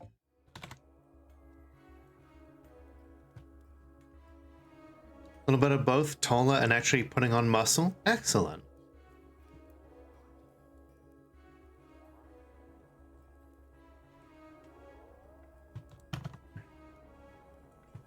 Ooh, we've discovered an unusual volcanic wall studded with gems. Another?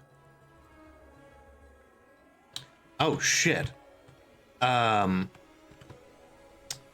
have accidentally dug into the caverns here.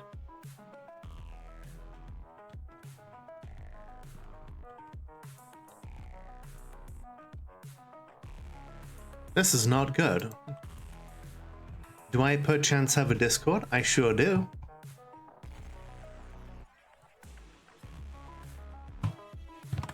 Yeah, you can visit the cocktail lounge whenever you wish.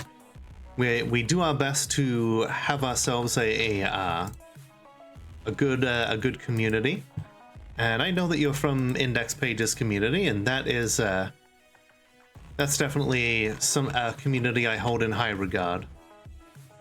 Okay, so ready yourselves, gloved adventurers. Tower guard, let's get to the breach.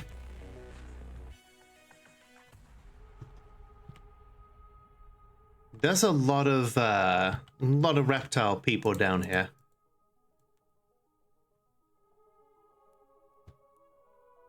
Oh, it looks like a whole bunch of different barons have come to visit. I suppose now that we're the capital, it makes sense. Wait, Villy's been found dead? Where? Oh, shit. Magma. That explains it. Oh, no.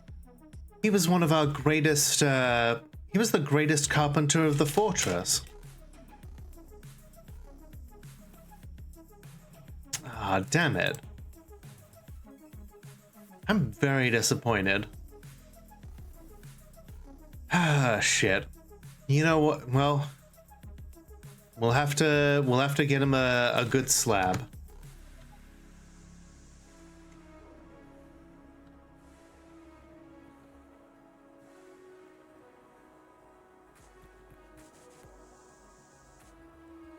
One for Burango, one for Villy.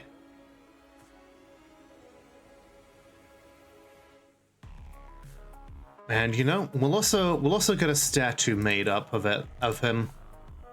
Okay, rock statue, image, historical figure, Villy. But hey, back to this shit going on here. Yeah, I'd like you all to run, please. There are reptile people there.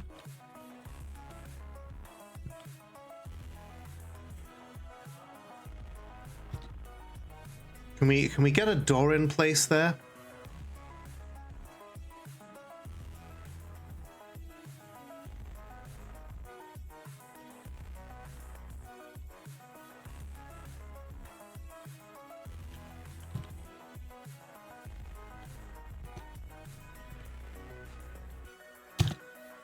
Can we? Oh my god. Okay. Okay.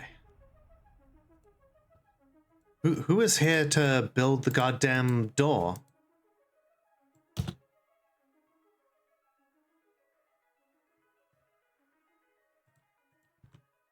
Okay, well, this poor child is about to meet their end.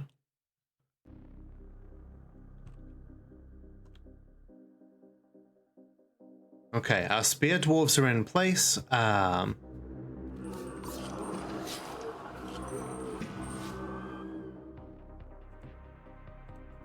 Yep, we're gonna expect some casualties here.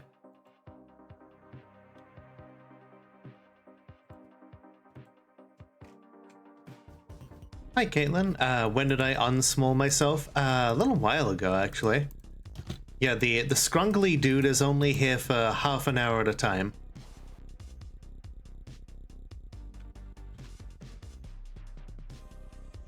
Okay, you know what? Yeah, there's a lot of them. Oh no, the giant tiger's going out there as well. We've got a lot of giant hunting bats down here and people that we care about. Yeah, we may have to end up going out and tearing shit up. Alright, Gloved Adventures, get down here too.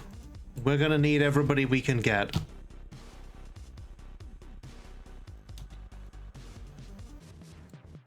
If Grunkle is a great uncle, is Skrunkle a great uncle? I don't know what that means. Raw adamantine! Praise the miners! I know bad shit is happening right now, but raw adamantine. Okay, that's definitely worth the bullshit that we've just gone through here. You know what? I'm just gonna take you to away here before the adamantine, before the magma starts leaking.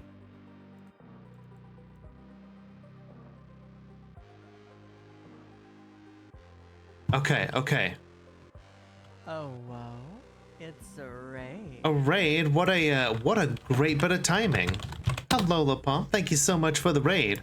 For those who don't know me, my name is Lola, the world's only Molotov cocktail VTuber. I checked. And today is Fortress Friday. How you doing, hon?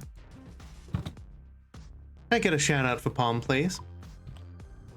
Fucked it up, Ash. See, the Profane Slayer is apparently fighting the reptile people. And you know what? This Profane Slayer, they're a, like, almost 200-year-old intelligent undead. So those reptile people are gonna have a hard time getting through.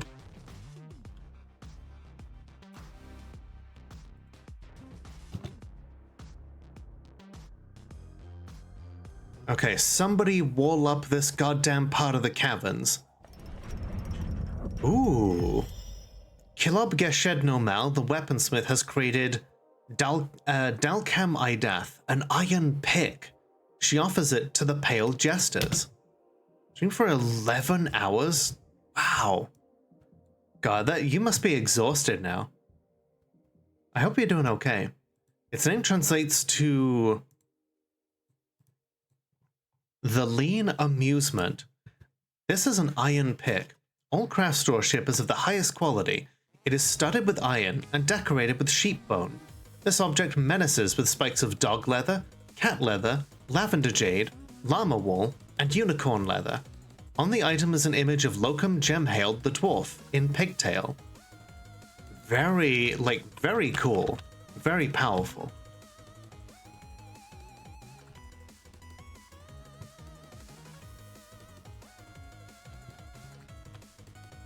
Okay, you know what? Those children are probably gonna die. Okay, everybody, let's get to the burrow. And y'all can go back to your stations. If necessary, we can lock this door behind us and like sacrifice it. Oh, okay, okay.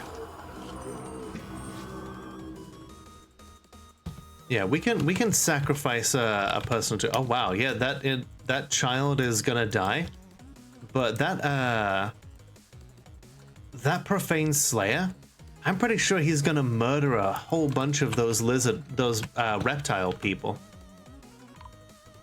Oh my god, stop trying to load a cage trap. You fools. Okay, yeah, oh, he's already dead. Okay, okay, fine. Get back in. Get the hell back in. I don't want to have to leave any of you behind, but I will if it means that the fortress remains safe. Oh god, yeah, just dragging a big chunk of hematite. Oh man. No civilian alert burrow set up. Yeah, I've got a burrow set up. I'm getting them back in.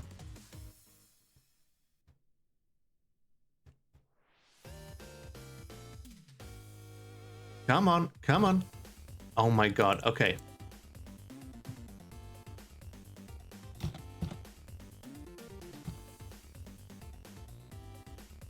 someone. Okay, okay, good, good. Whew, okay, cool. They cannot get in this way.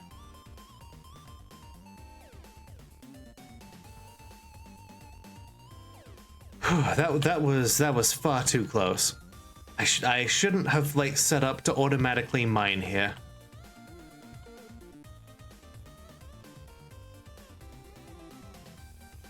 That was too close. But it also reminds me, yeah, they cannot break it down. No, they are not building destroyers, and building destroyers haven't been implemented yet. So, as long as the door remains locked, they cannot get in.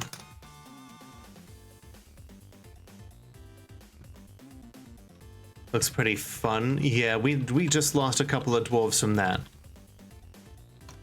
But hey, you know what we do have? We have the monarch.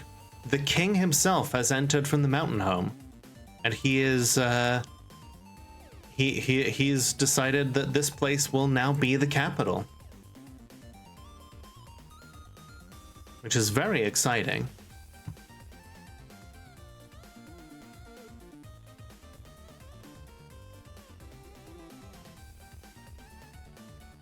Had two forgotten beasts that refused to path into your fortress, therefore into the forgotten beast trap. God, that sucks.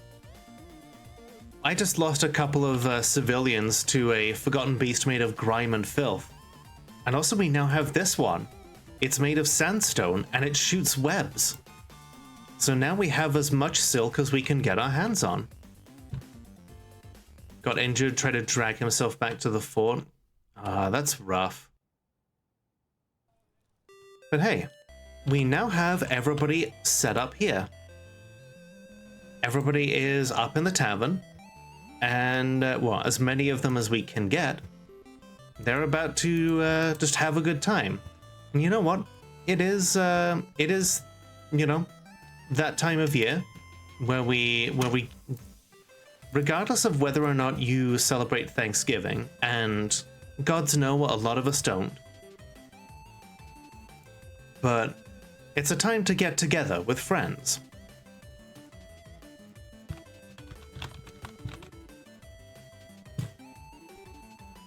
So hey, yeah, let's everybody get together, you know, eat some food, drink some good booze, have a good time.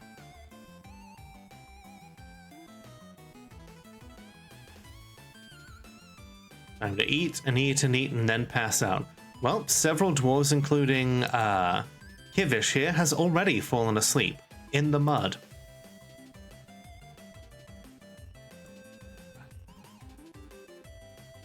Okay, I think we need a slab for that cardinal woman.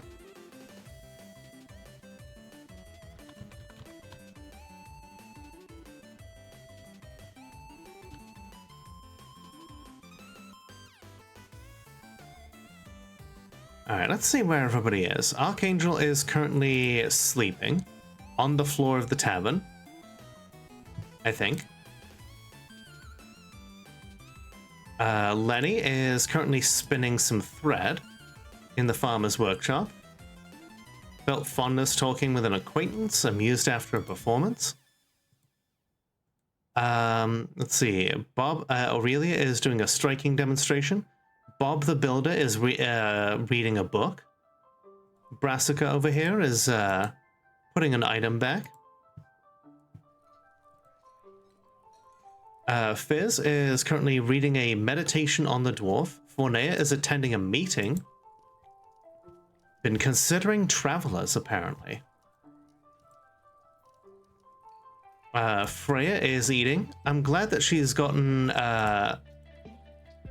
Okay, it looks like she's still badly injured, but she is taking the time to eat and have fun. Izella is currently building something.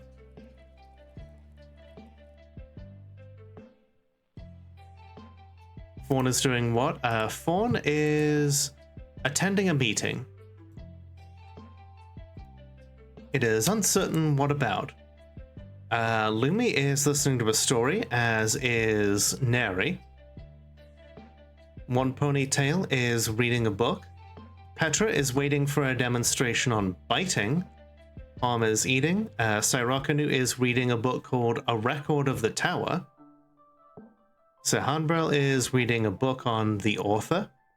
Sentry is sleeping and apparently is miserable right now. Sid is listening to a story about how Tyrus of Bloodthorn became the sacred festival of the Goldenrod cult. Tyrus is also listening to the story, and it probably thinks it's quite interesting.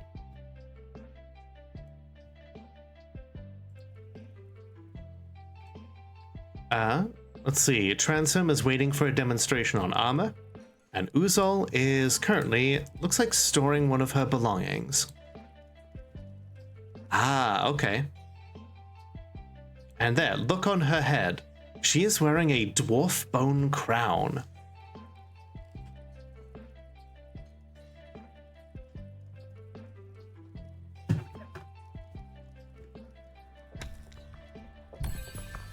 We have discovered an unusual volcanic wall studded with gems.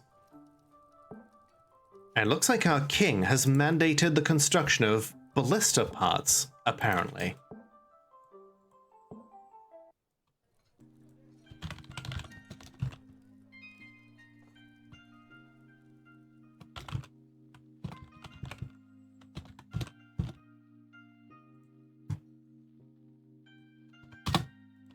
I don't think we actually have a siege workshop. So that's going to be a problem. It's time to make one.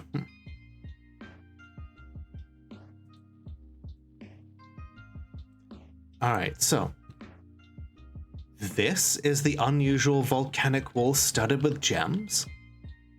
Interesting. That is an unusual wall. Let's make a note of that.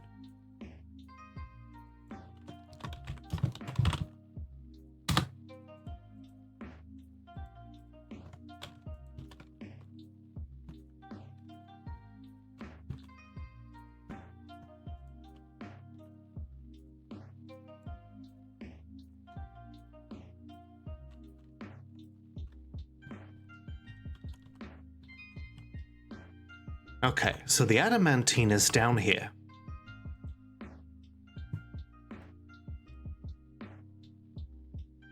Blue Bloods is finally over. Good. We have no need for the propaganda. Okay, you know what? If we divert some water into that path of magma,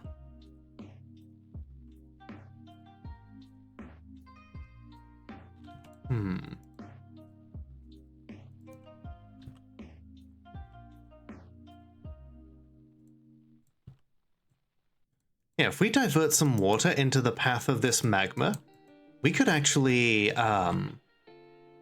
remove the danger. Water plus magma makes obsidian.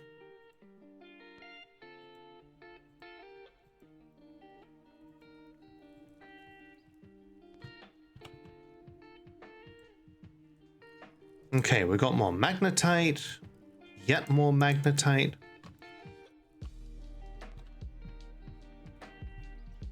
Magnetite. Yeah, we gotta bring more iron down here. Get smelting.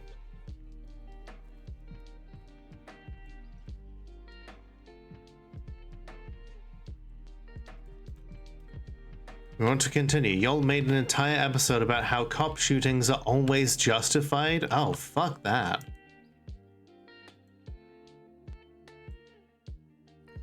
Let's see. I talked to an acquaintance. I feel fond. Freya is still badly injured, but she wants to get along with people. Yellowstone isn't propaganda, but Sovsit propaganda. God, oh, if anything, that's almost worse.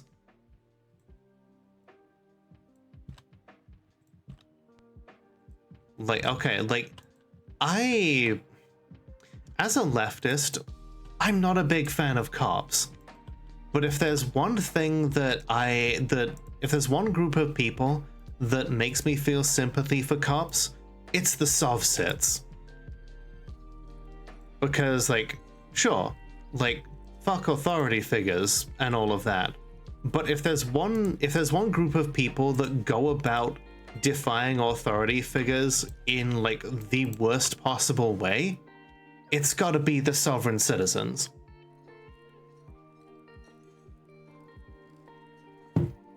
Like, anytime they encounter cops, they're just like, well, I don't have to do anything because, you know, I'm not driving, I'm traveling.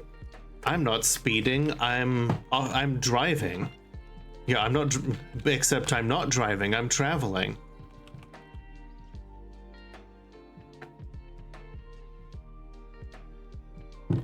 I don't have to register this vehicle because I'm not in commerce. I don't consent to you breaking my window and beating me. And it's like, yeah, like, obviously a cab, but they're so fucking insufferable.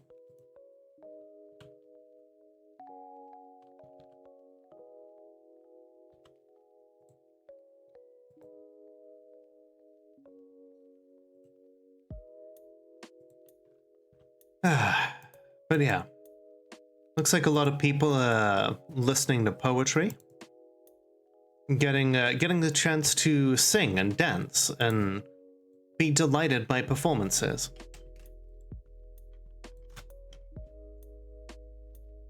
They can finally read books and just get along, you know? Some of them are in the library, some are praying, some are hanging out in the Weaponsmiths Guild.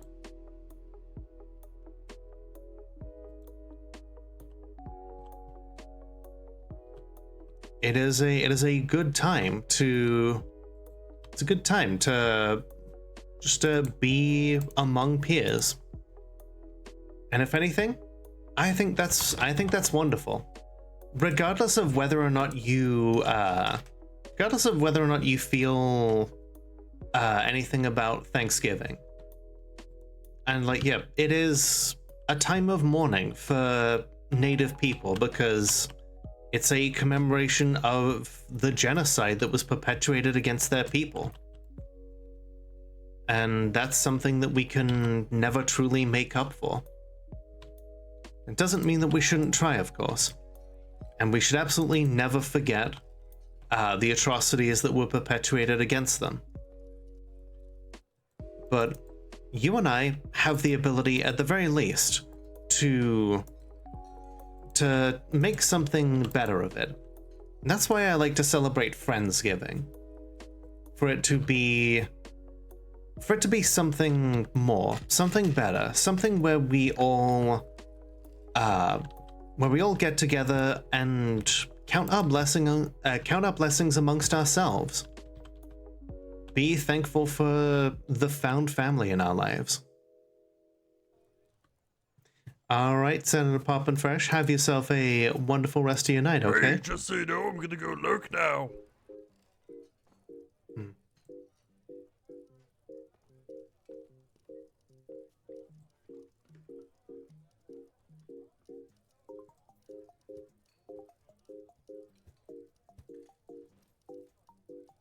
Let's see.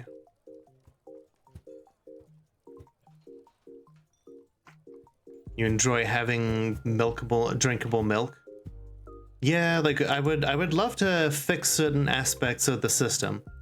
And now, of course, RFK Jr. is gonna be part of like the health department, and he's just gonna be like, yeah, we should all have raw milk to prevent us from disease by drinking milk that's filled with disease. You know, because that makes sense.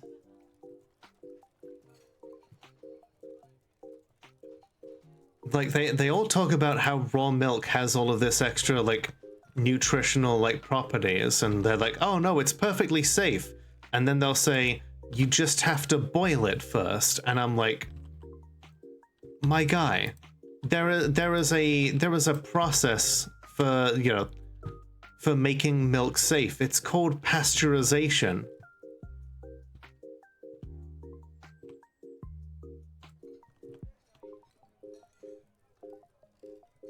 And like you're just doing that with extra steps.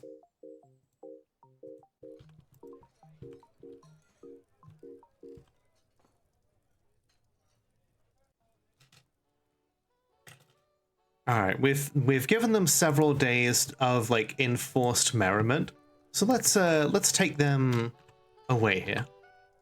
Meanwhile, I'm gonna set a new burrow up here.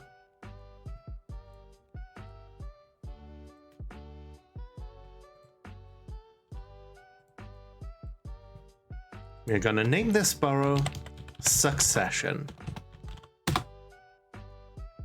And we are going to assign 2 people to this.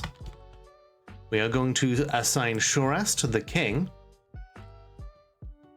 And we are going to assign Uzol, the ambitious.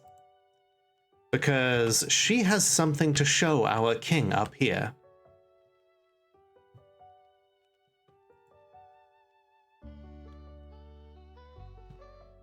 She has a great deal to inform him on.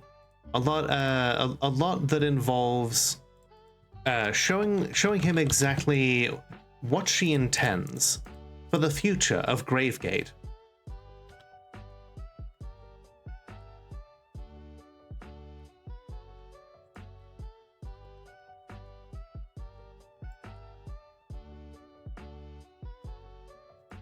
All right, everybody, back to work. Archangel is over here spinning some thread.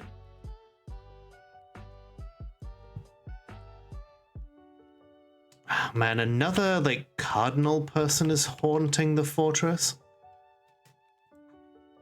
Like these cardinal people are just they really do just end up just like ending up in like really weird deaths.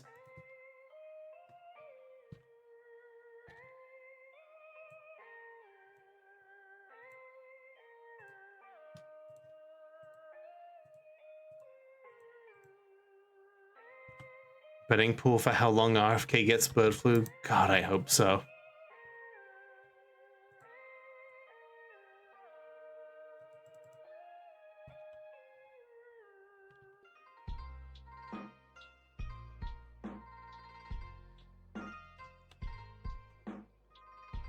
Okay, so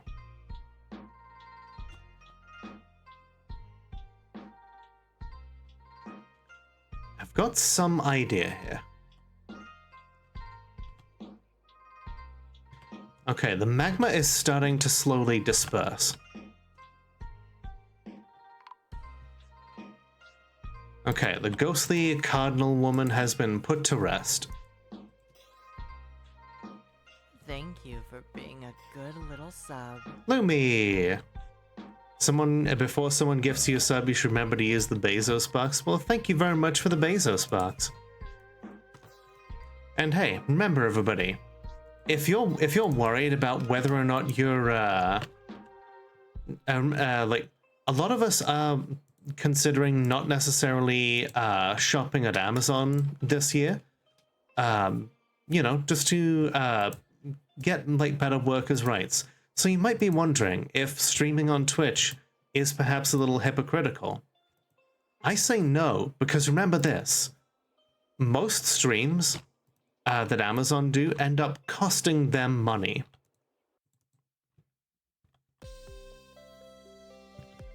So yeah, I think that it's perfectly legal and moral of us to do the stream.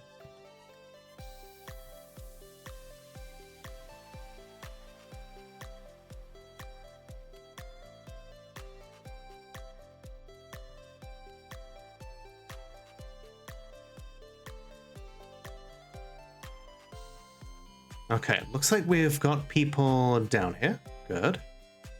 But yeah, how you doing today, Lumi?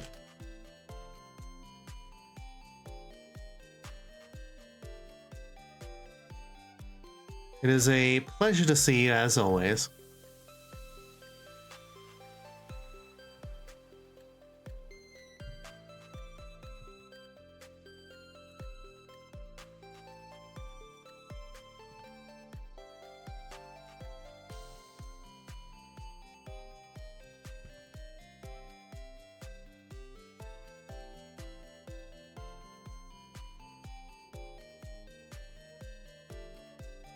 Okay, you know, the whole stud with iron thing, I think we've got enough iron, like, decorating things. We should be fine to cancel that.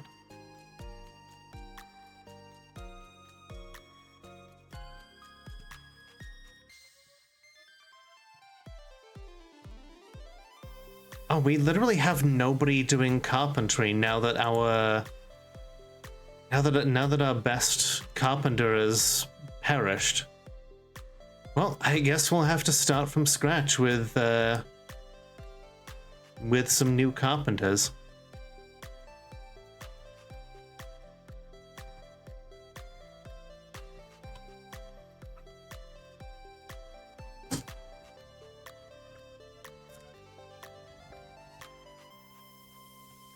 Okay.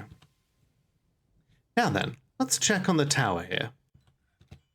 Alright, so we have our two dwarves in place. We have the king, and we have Uzol the Ambitious.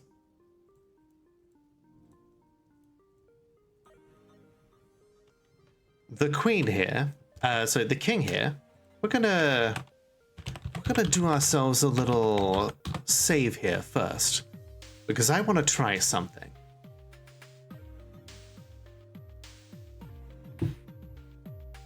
Uzol has had her sights set upon this for a while. It's not enough to be a duchess. After all, that is a title of nobility, but it doesn't hold all the power that she wants.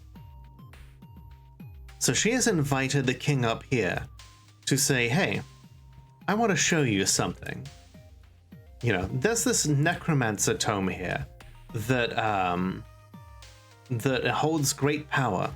With this, we could truly bring glory back to the Key of Slaughters.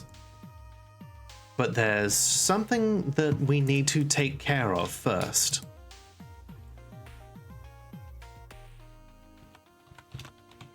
What is that, they wonder?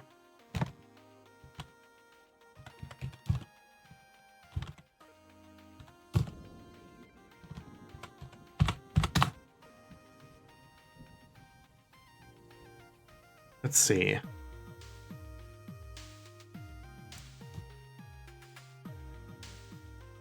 Okay. I need to do this correctly, apparently. Okay. Force. Unit. Type fell. Done. Uzol the Ambitious looses a roaring laughter, fell and terrible. Now, when a dwarf goes into a fell mood, they make an artifact, but they use a very different set of materials to the ones that they normally would.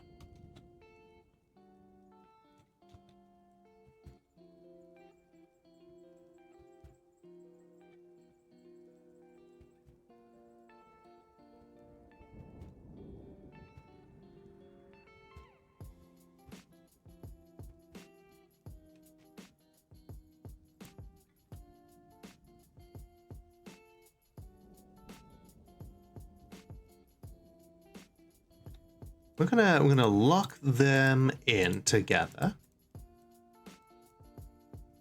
No leaving. We're just gonna make sure this bat is out of the way.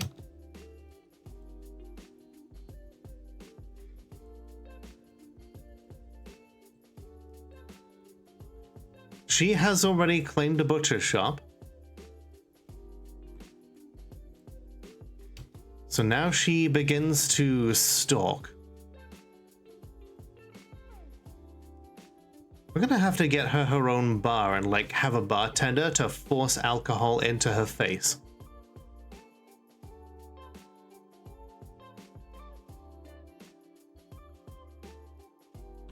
Okay, here's the king. There we go.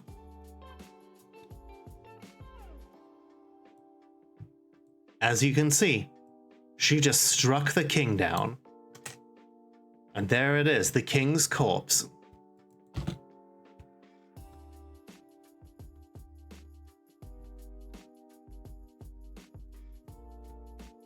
Uzol the Ambitious works with menacing fury. She has begun a mysterious construction.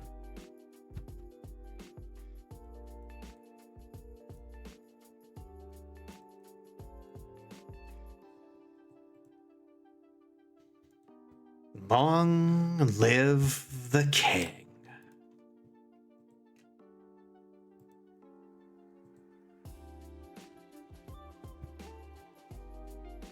She didn't feel anything after seeing Shorast's still paper die.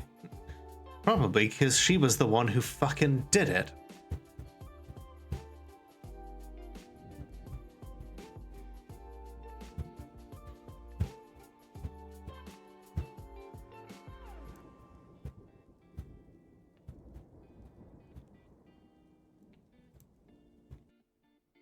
Shorast Isan Monom, the king's mandate has ended.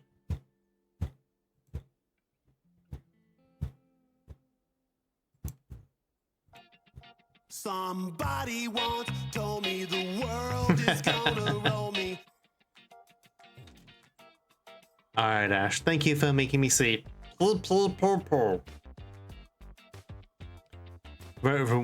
done for like making the moment very unserious. It was beautiful. Thank you.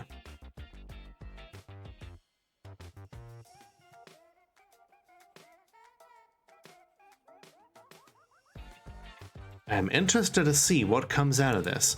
It's probably going to be a buckler, because she has a preference for bucklers. It would be great if it was like a throne or something, but hey. The important thing is that she has killed the king.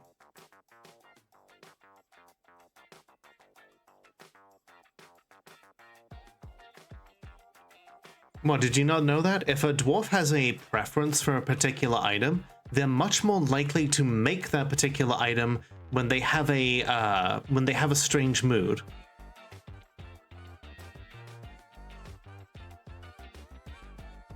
Okay, you know what?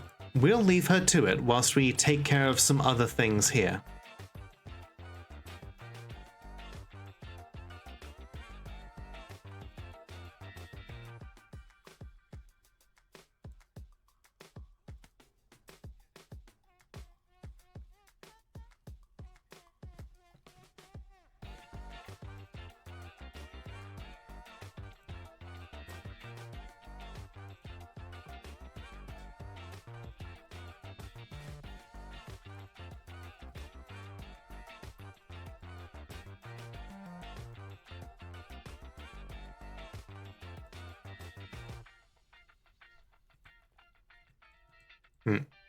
It makes me if it takes me back to does anyone remember Warcraft 3 where Arthas goes home after picking up the sword of Frostmourne and he seeks an audience with his father and he asks his father is like, what is the meaning of this?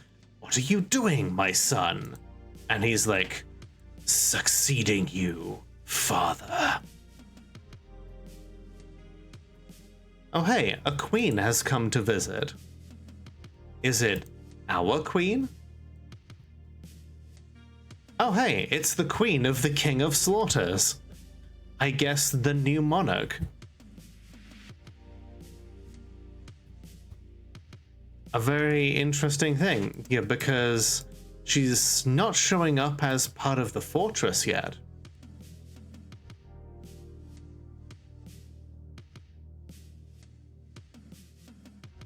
we may need to do something about this. Especially if anyone finds out what happened to the last monarch. Yep, just as I suspected.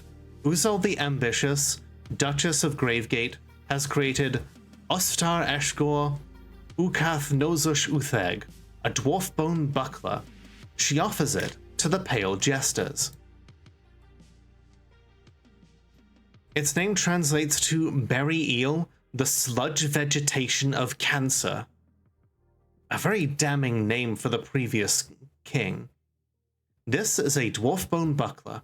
All craft straw ship is of the highest quality. This object menaces with spikes of dwarf bone. And there's not a trace left of the king's corpse. I shall name you Berry Eel, the sludge vegetation of Cancer. That was very satisfying. And now she's a legendary bone carver. So you know what? Maybe we should make her a crafts dwarf.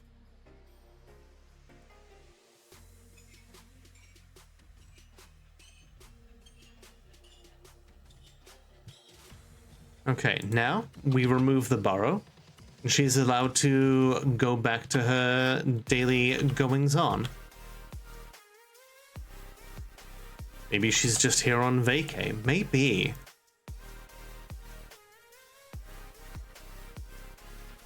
Okay, we're gonna make a special tavern here, just for the queen. Just for Uzol, because she is not capable of voluntarily drinking alcohol. But there is a way around it, and that involves basically having someone force it into her face. Shorest Isan Monom the peasant has been found dead. Ha. Well, he's not a king anymore, I guess.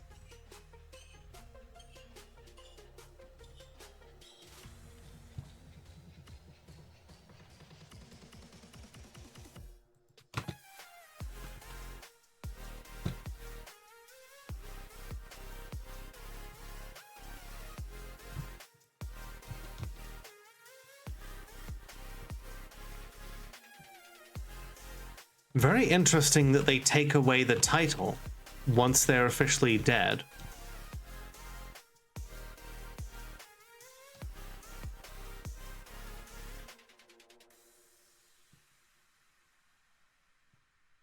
Well, you can back up here. Okay. But yeah, I think Uzol really looks the part now. You know, she's going around wearing a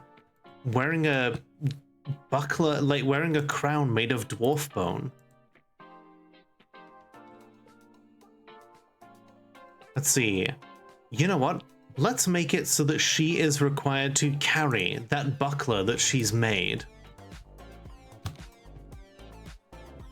After all, it is a very fine thing.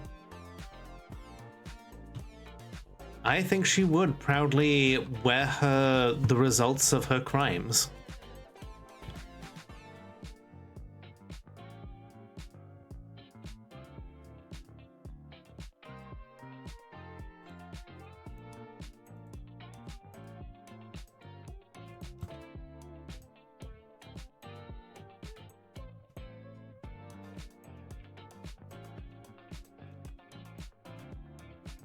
There's a lot of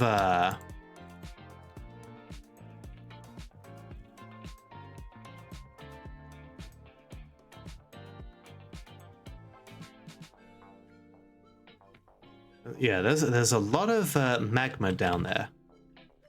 And I want to be more careful about how we approach it. Uzol the Ambitious has ended a mandate.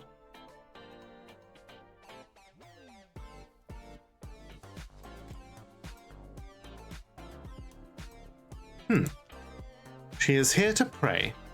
This visitor has come to pray at the Church of Wandering.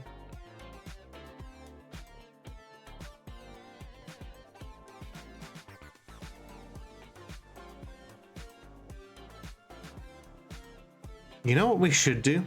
Once that queen has left, I say we use console commands to name Uzol the queen.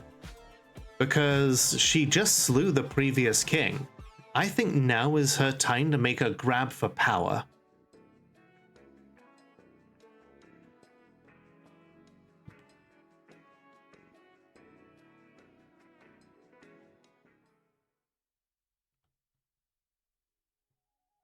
Okay, the water is... Okay, so that area is just stemmed up now.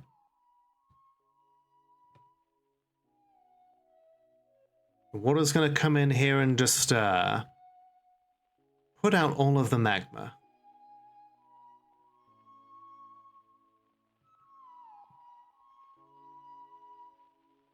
Then we'll find another way down. Because, yeah, like right there. I never found like a scrap of adamantine in the previous fortress. So I'm really happy that we found a vein of it here.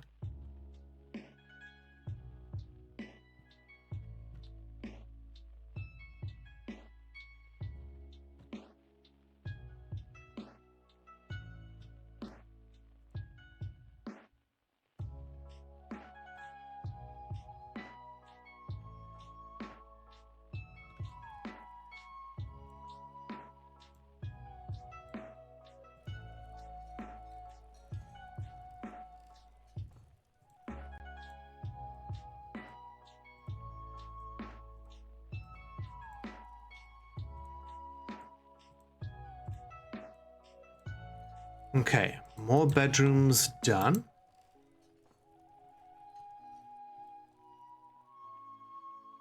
And yeah, this place will serve as Uzol's own private tavern. Alright, good night, Transfam. Hope you have a wonderful night. We'll do one last check on your dwarf here. She is currently sparring with other folks here. She is drenched in sweat, just having a good old sparring session. She is exhilarated at how fun the sparring is. She is a legendary observer and a professional spear dwarf. She's getting good at her job.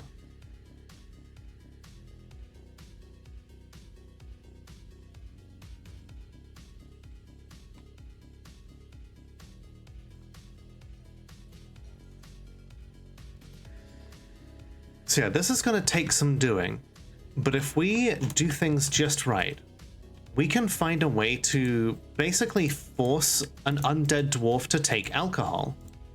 Because you may know that dwarves who are undead don't drink, but they still feel the need to, because they still have the alcohol dependency tag. Having the alcohol dependency tag is a real pain for them because they won't voluntarily drink, but they still want to.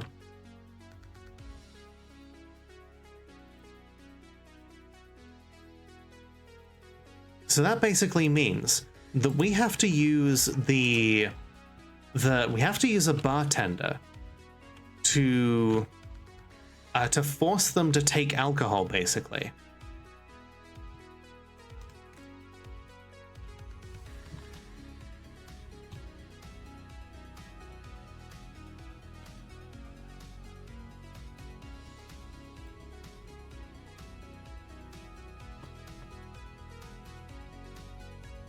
Do bartenders work on vampires? I'm pretty sure that they do.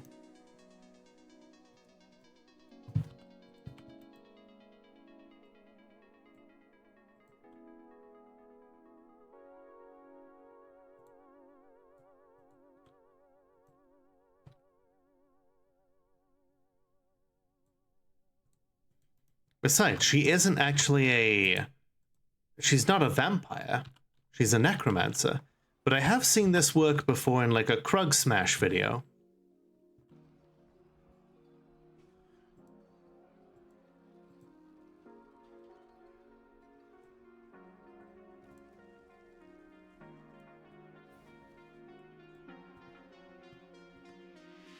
It's from a Bloody Mary.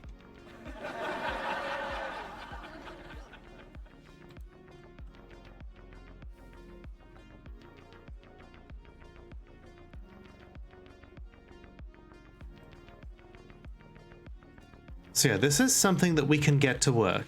It just requires a little bit of finesse.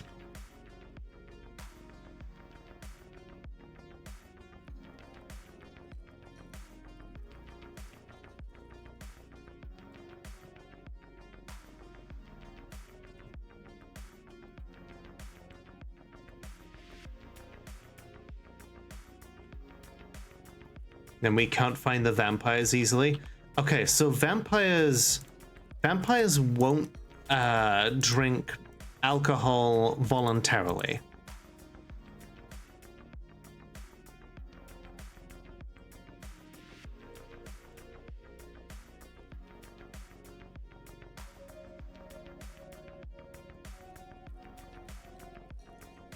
So that definitely helps.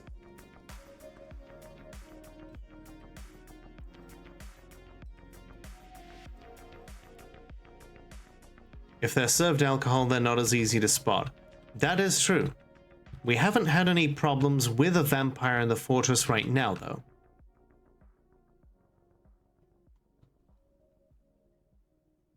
So that's not an issue that I'm currently worried about.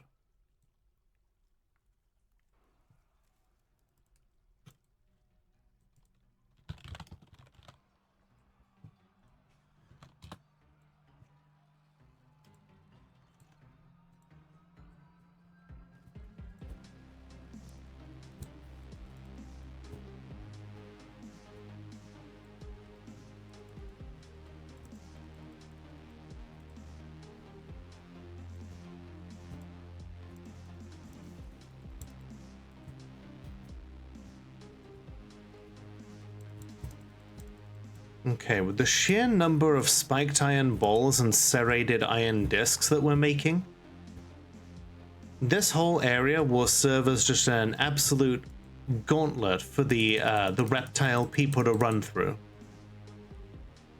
And a whole lot of them will die.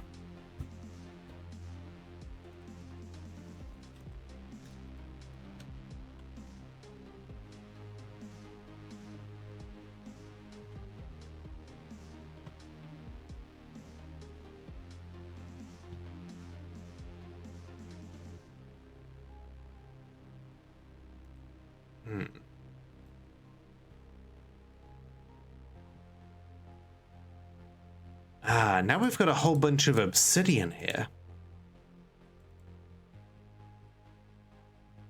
So that was a good test run. I would like more obsidian. You know what? The lizard people don't actually use armor. So we could make some obsidian short swords. And those will actually slice through unarmored targets really well.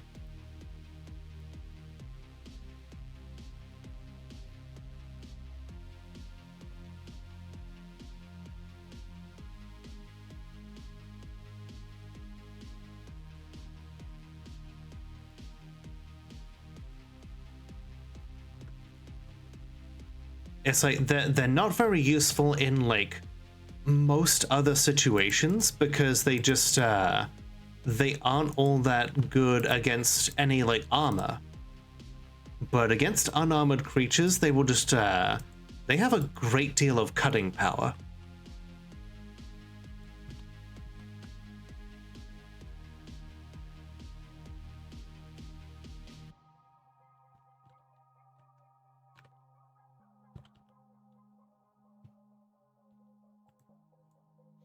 You know what they say though, regarding the undead?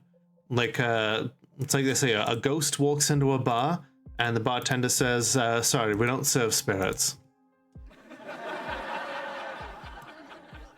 Don't look at me like that, Zelda.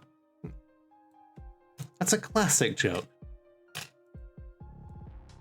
Alright, Palm, have yourself a good night. Thanks for being here. Thank you for entrusting me with your audience, and have a wonderful weekend. Ooh, Senshi cooked a masterpiece. Excellent.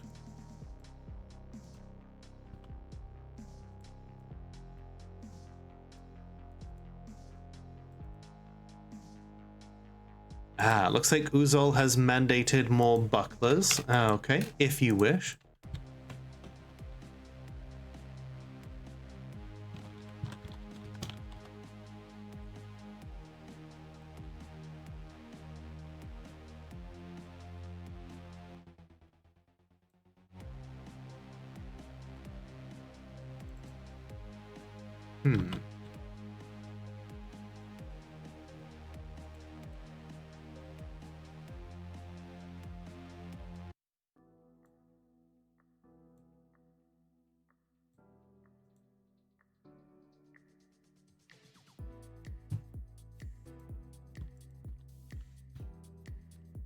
Okay.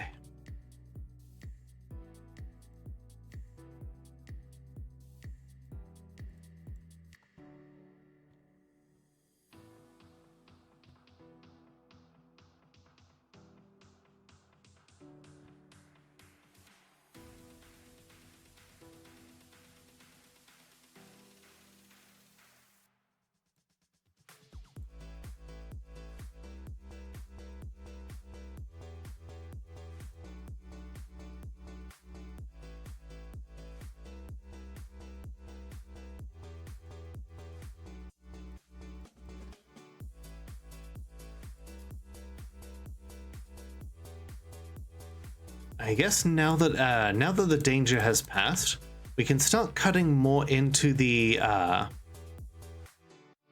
into this area here.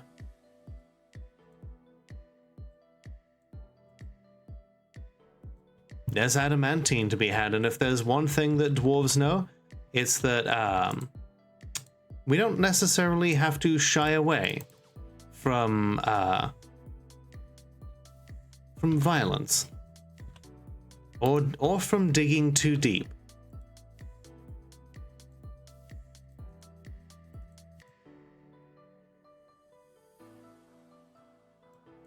Nothing bad has ever come from digging too deep.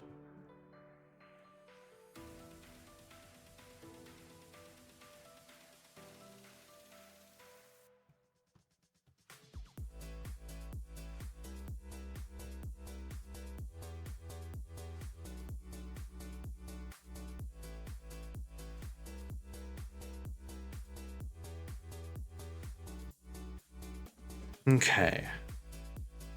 So Uzol is not in a great mood.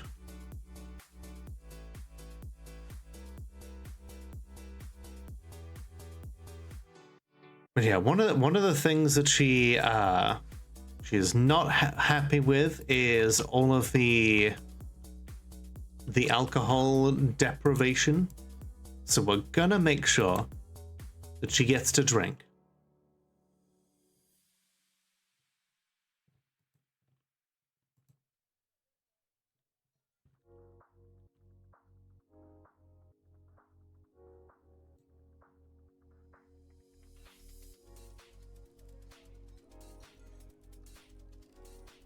Okay, so while they're brewing up some drinks for her in her private tavern, let's take another look down here. There it is, our very first piece of raw adamantine.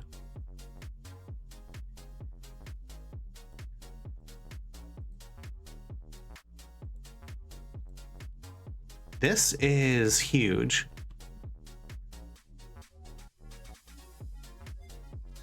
Luckily, we have a craftsdwarf workshop down here, so we can extract the strands directly on site.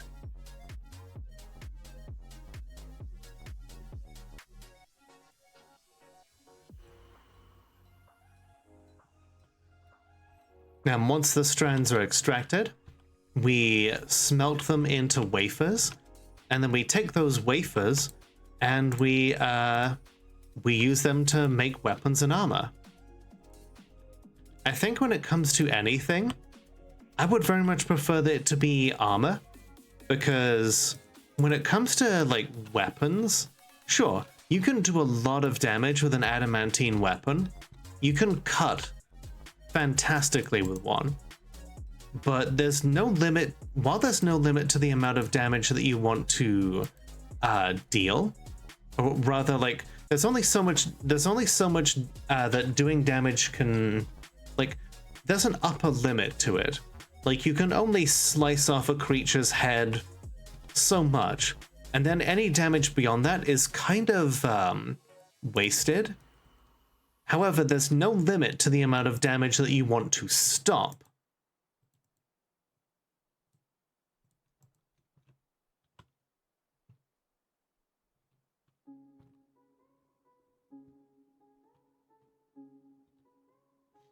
Okay, let's see.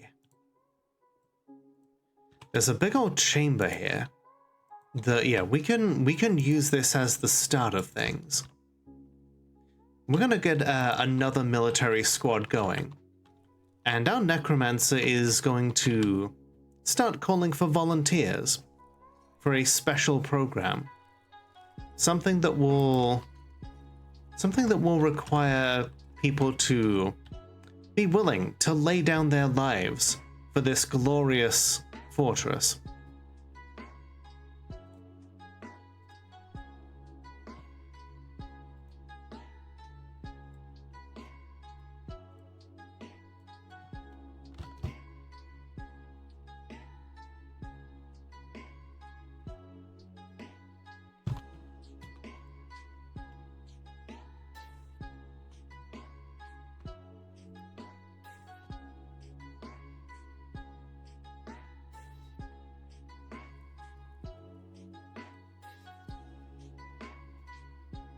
And I'm sure that there will be no shortage of volunteers now.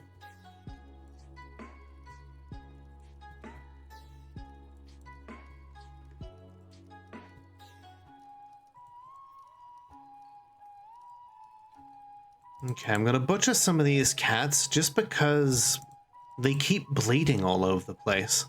And it's really just like causing a huge mess. Okay. Let's check. Is the queen still here? She is. Okay, okay. I'm gonna check something here and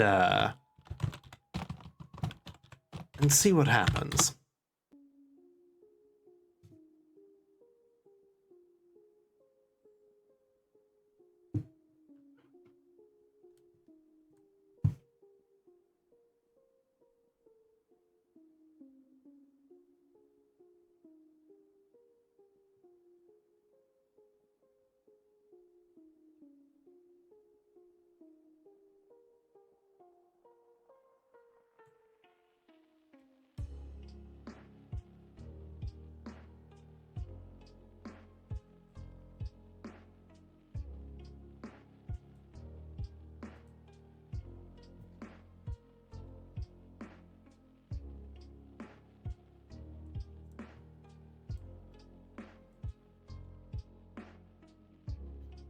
Alright, so let's find Uzol.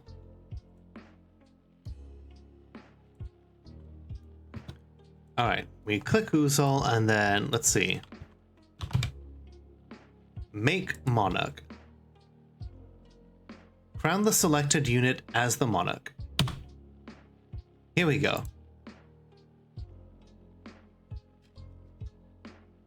It worked. What happened to the other queen, though? Okay, the other person is no longer considered queen. And yeah, honestly, I should have done this right after the murder, but we'll make it official now. Uzol the Ambitious is now the necromancer queen of the Key of Slaughters. As such, she now has higher levels of demand.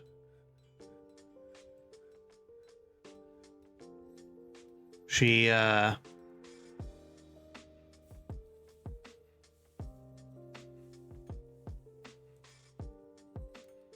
with her dwarf bone crown and her dwarf bone buckler, she is now She wants a little bit more.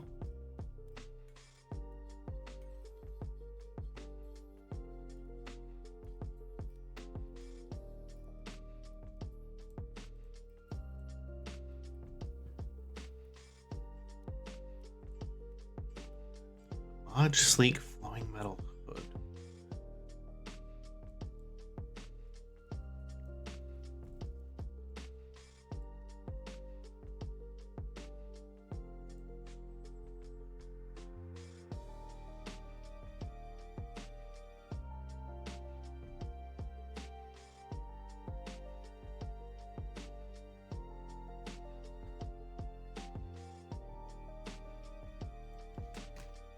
Well, I guess it's time to start adding some extra ornamentation to her rooms. Get engraving then, dwarves. Oh, this is already engraved? Fair enough.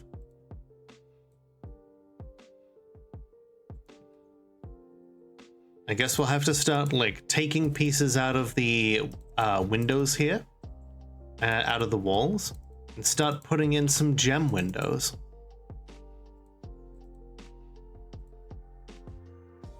It is only right that she have a truly opulent quarters.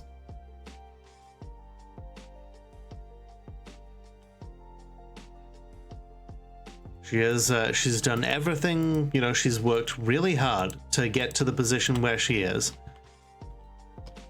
A lot of hard grift through talking to people, trading, working several positions, you know, first as like the dungeon master, then in like so many other positions. And then finally, once she carefully directed an invasion against the nearby necromancer tower, it culminated in a callous act of murder.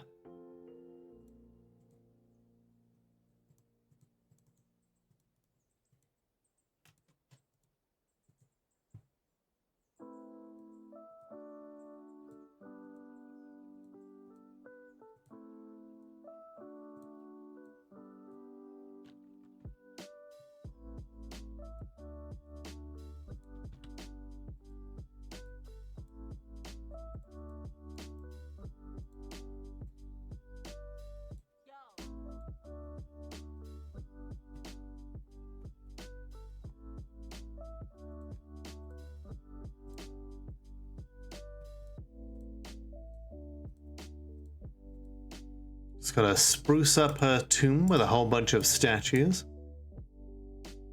Although she has no intention of using her tomb just yet.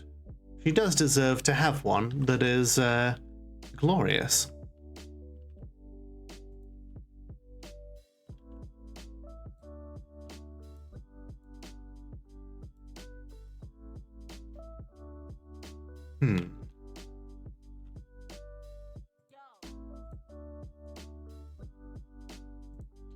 One, 2, 3, 4, 5, 6, 7, 8, 9, 10.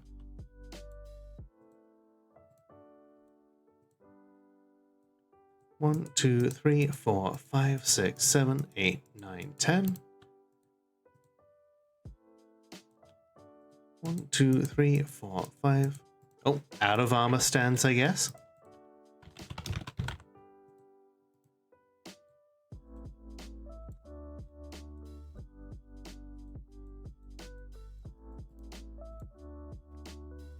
So this will serve as the barracks for a new military squad.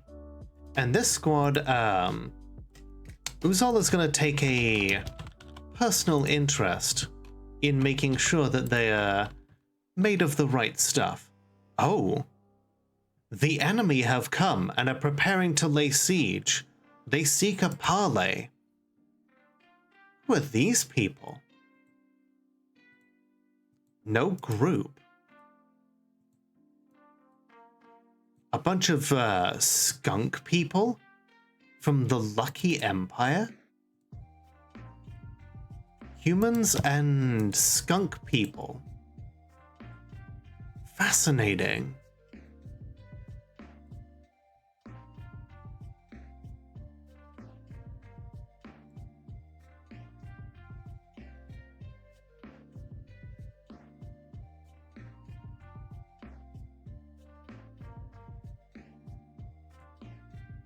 The Lucky Empire wishes to parley in order to avert loss of life.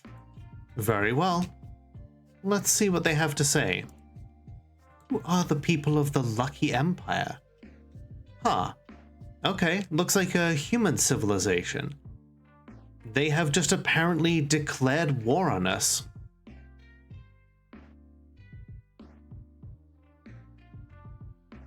Well, this certainly is a turn up for the books. They must not like the fact that we have a new queen.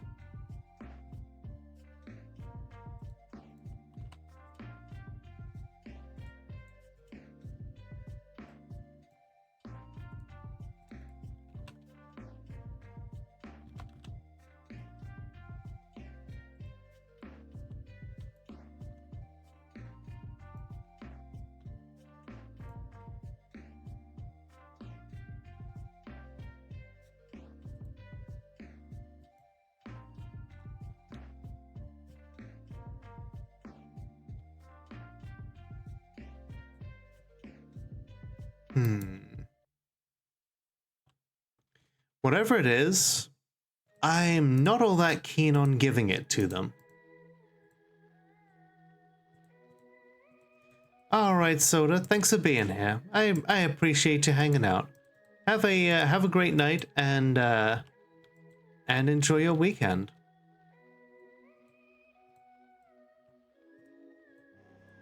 Yeah, gonna have some smaller rooms here for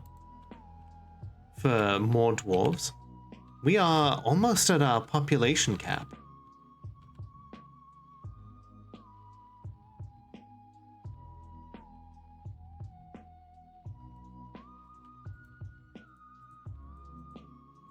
Is someone coming out to talk to them?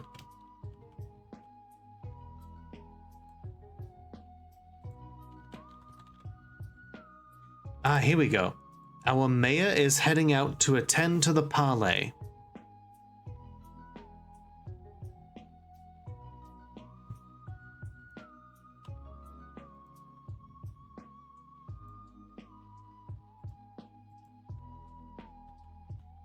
It's most likely that they're gonna ask for an artifact in order to prevent loss of life.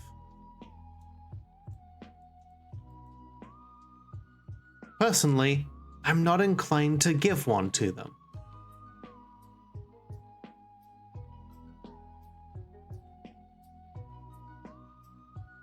But I guess we'll see exactly what they ask for.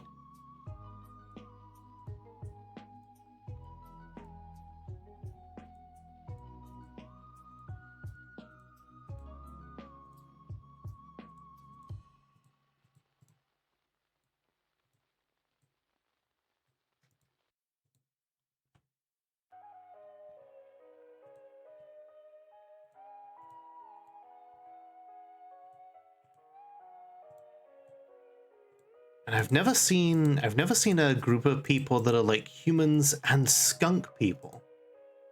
Let's see. The skunk man Lasha Sog Anus Pusla meets with the elf mayor Salo Alayali. Earn Fatal, the Burial of Fate is the property of our people. Pass this treasure into our possession and we shall depart in peace. Earn Fatal, the Burial of Fate.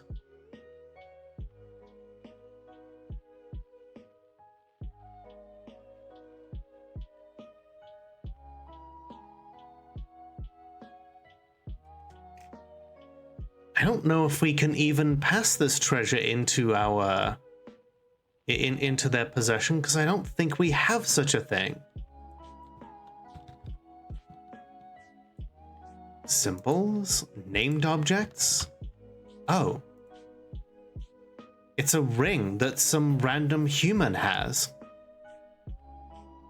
They're claiming that this creature, that this human's ring belongs to them? It's not even ours to give.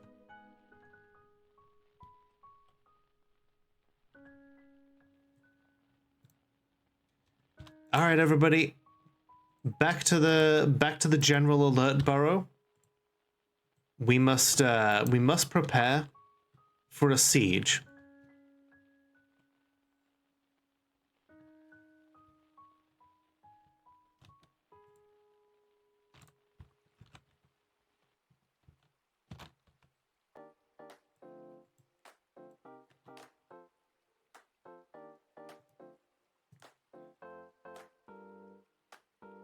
We can either say, we will gladly do as you ask and strengthen our bonds of friendship, but no, I say, your claim is worthless here.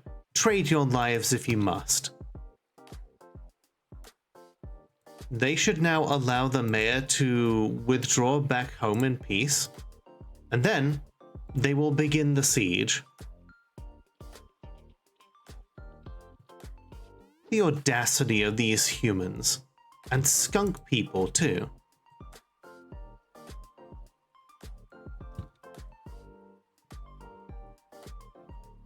I'm gonna have to see who the hell the Lucky Empire is, though. Oh wait, yeah, we know it's a human civilization that's nearby.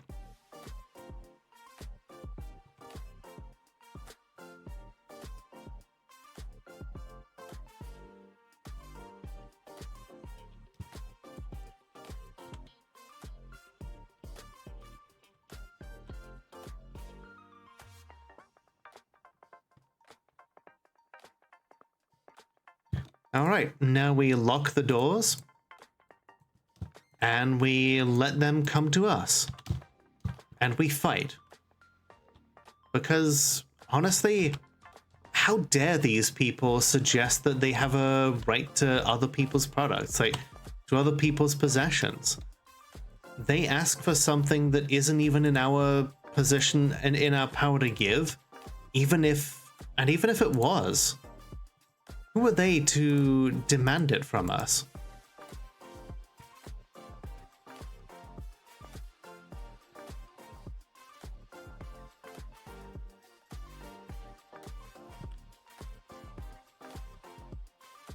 But you know what?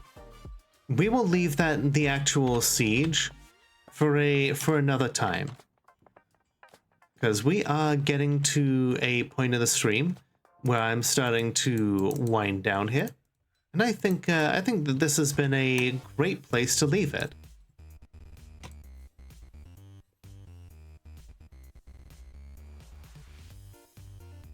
Before we do so though, I'm gonna make a little okay, we've gotten the adamantine. We're in a good position where we can keep going next time and continue to mine more of it. We have come leaps and bounds. We have our official queen of the fortress, and we have slain the previous corruptible king. We have cemented our position as the capital of the Key of Slaughters, and we intend to live up to our reputation and our name.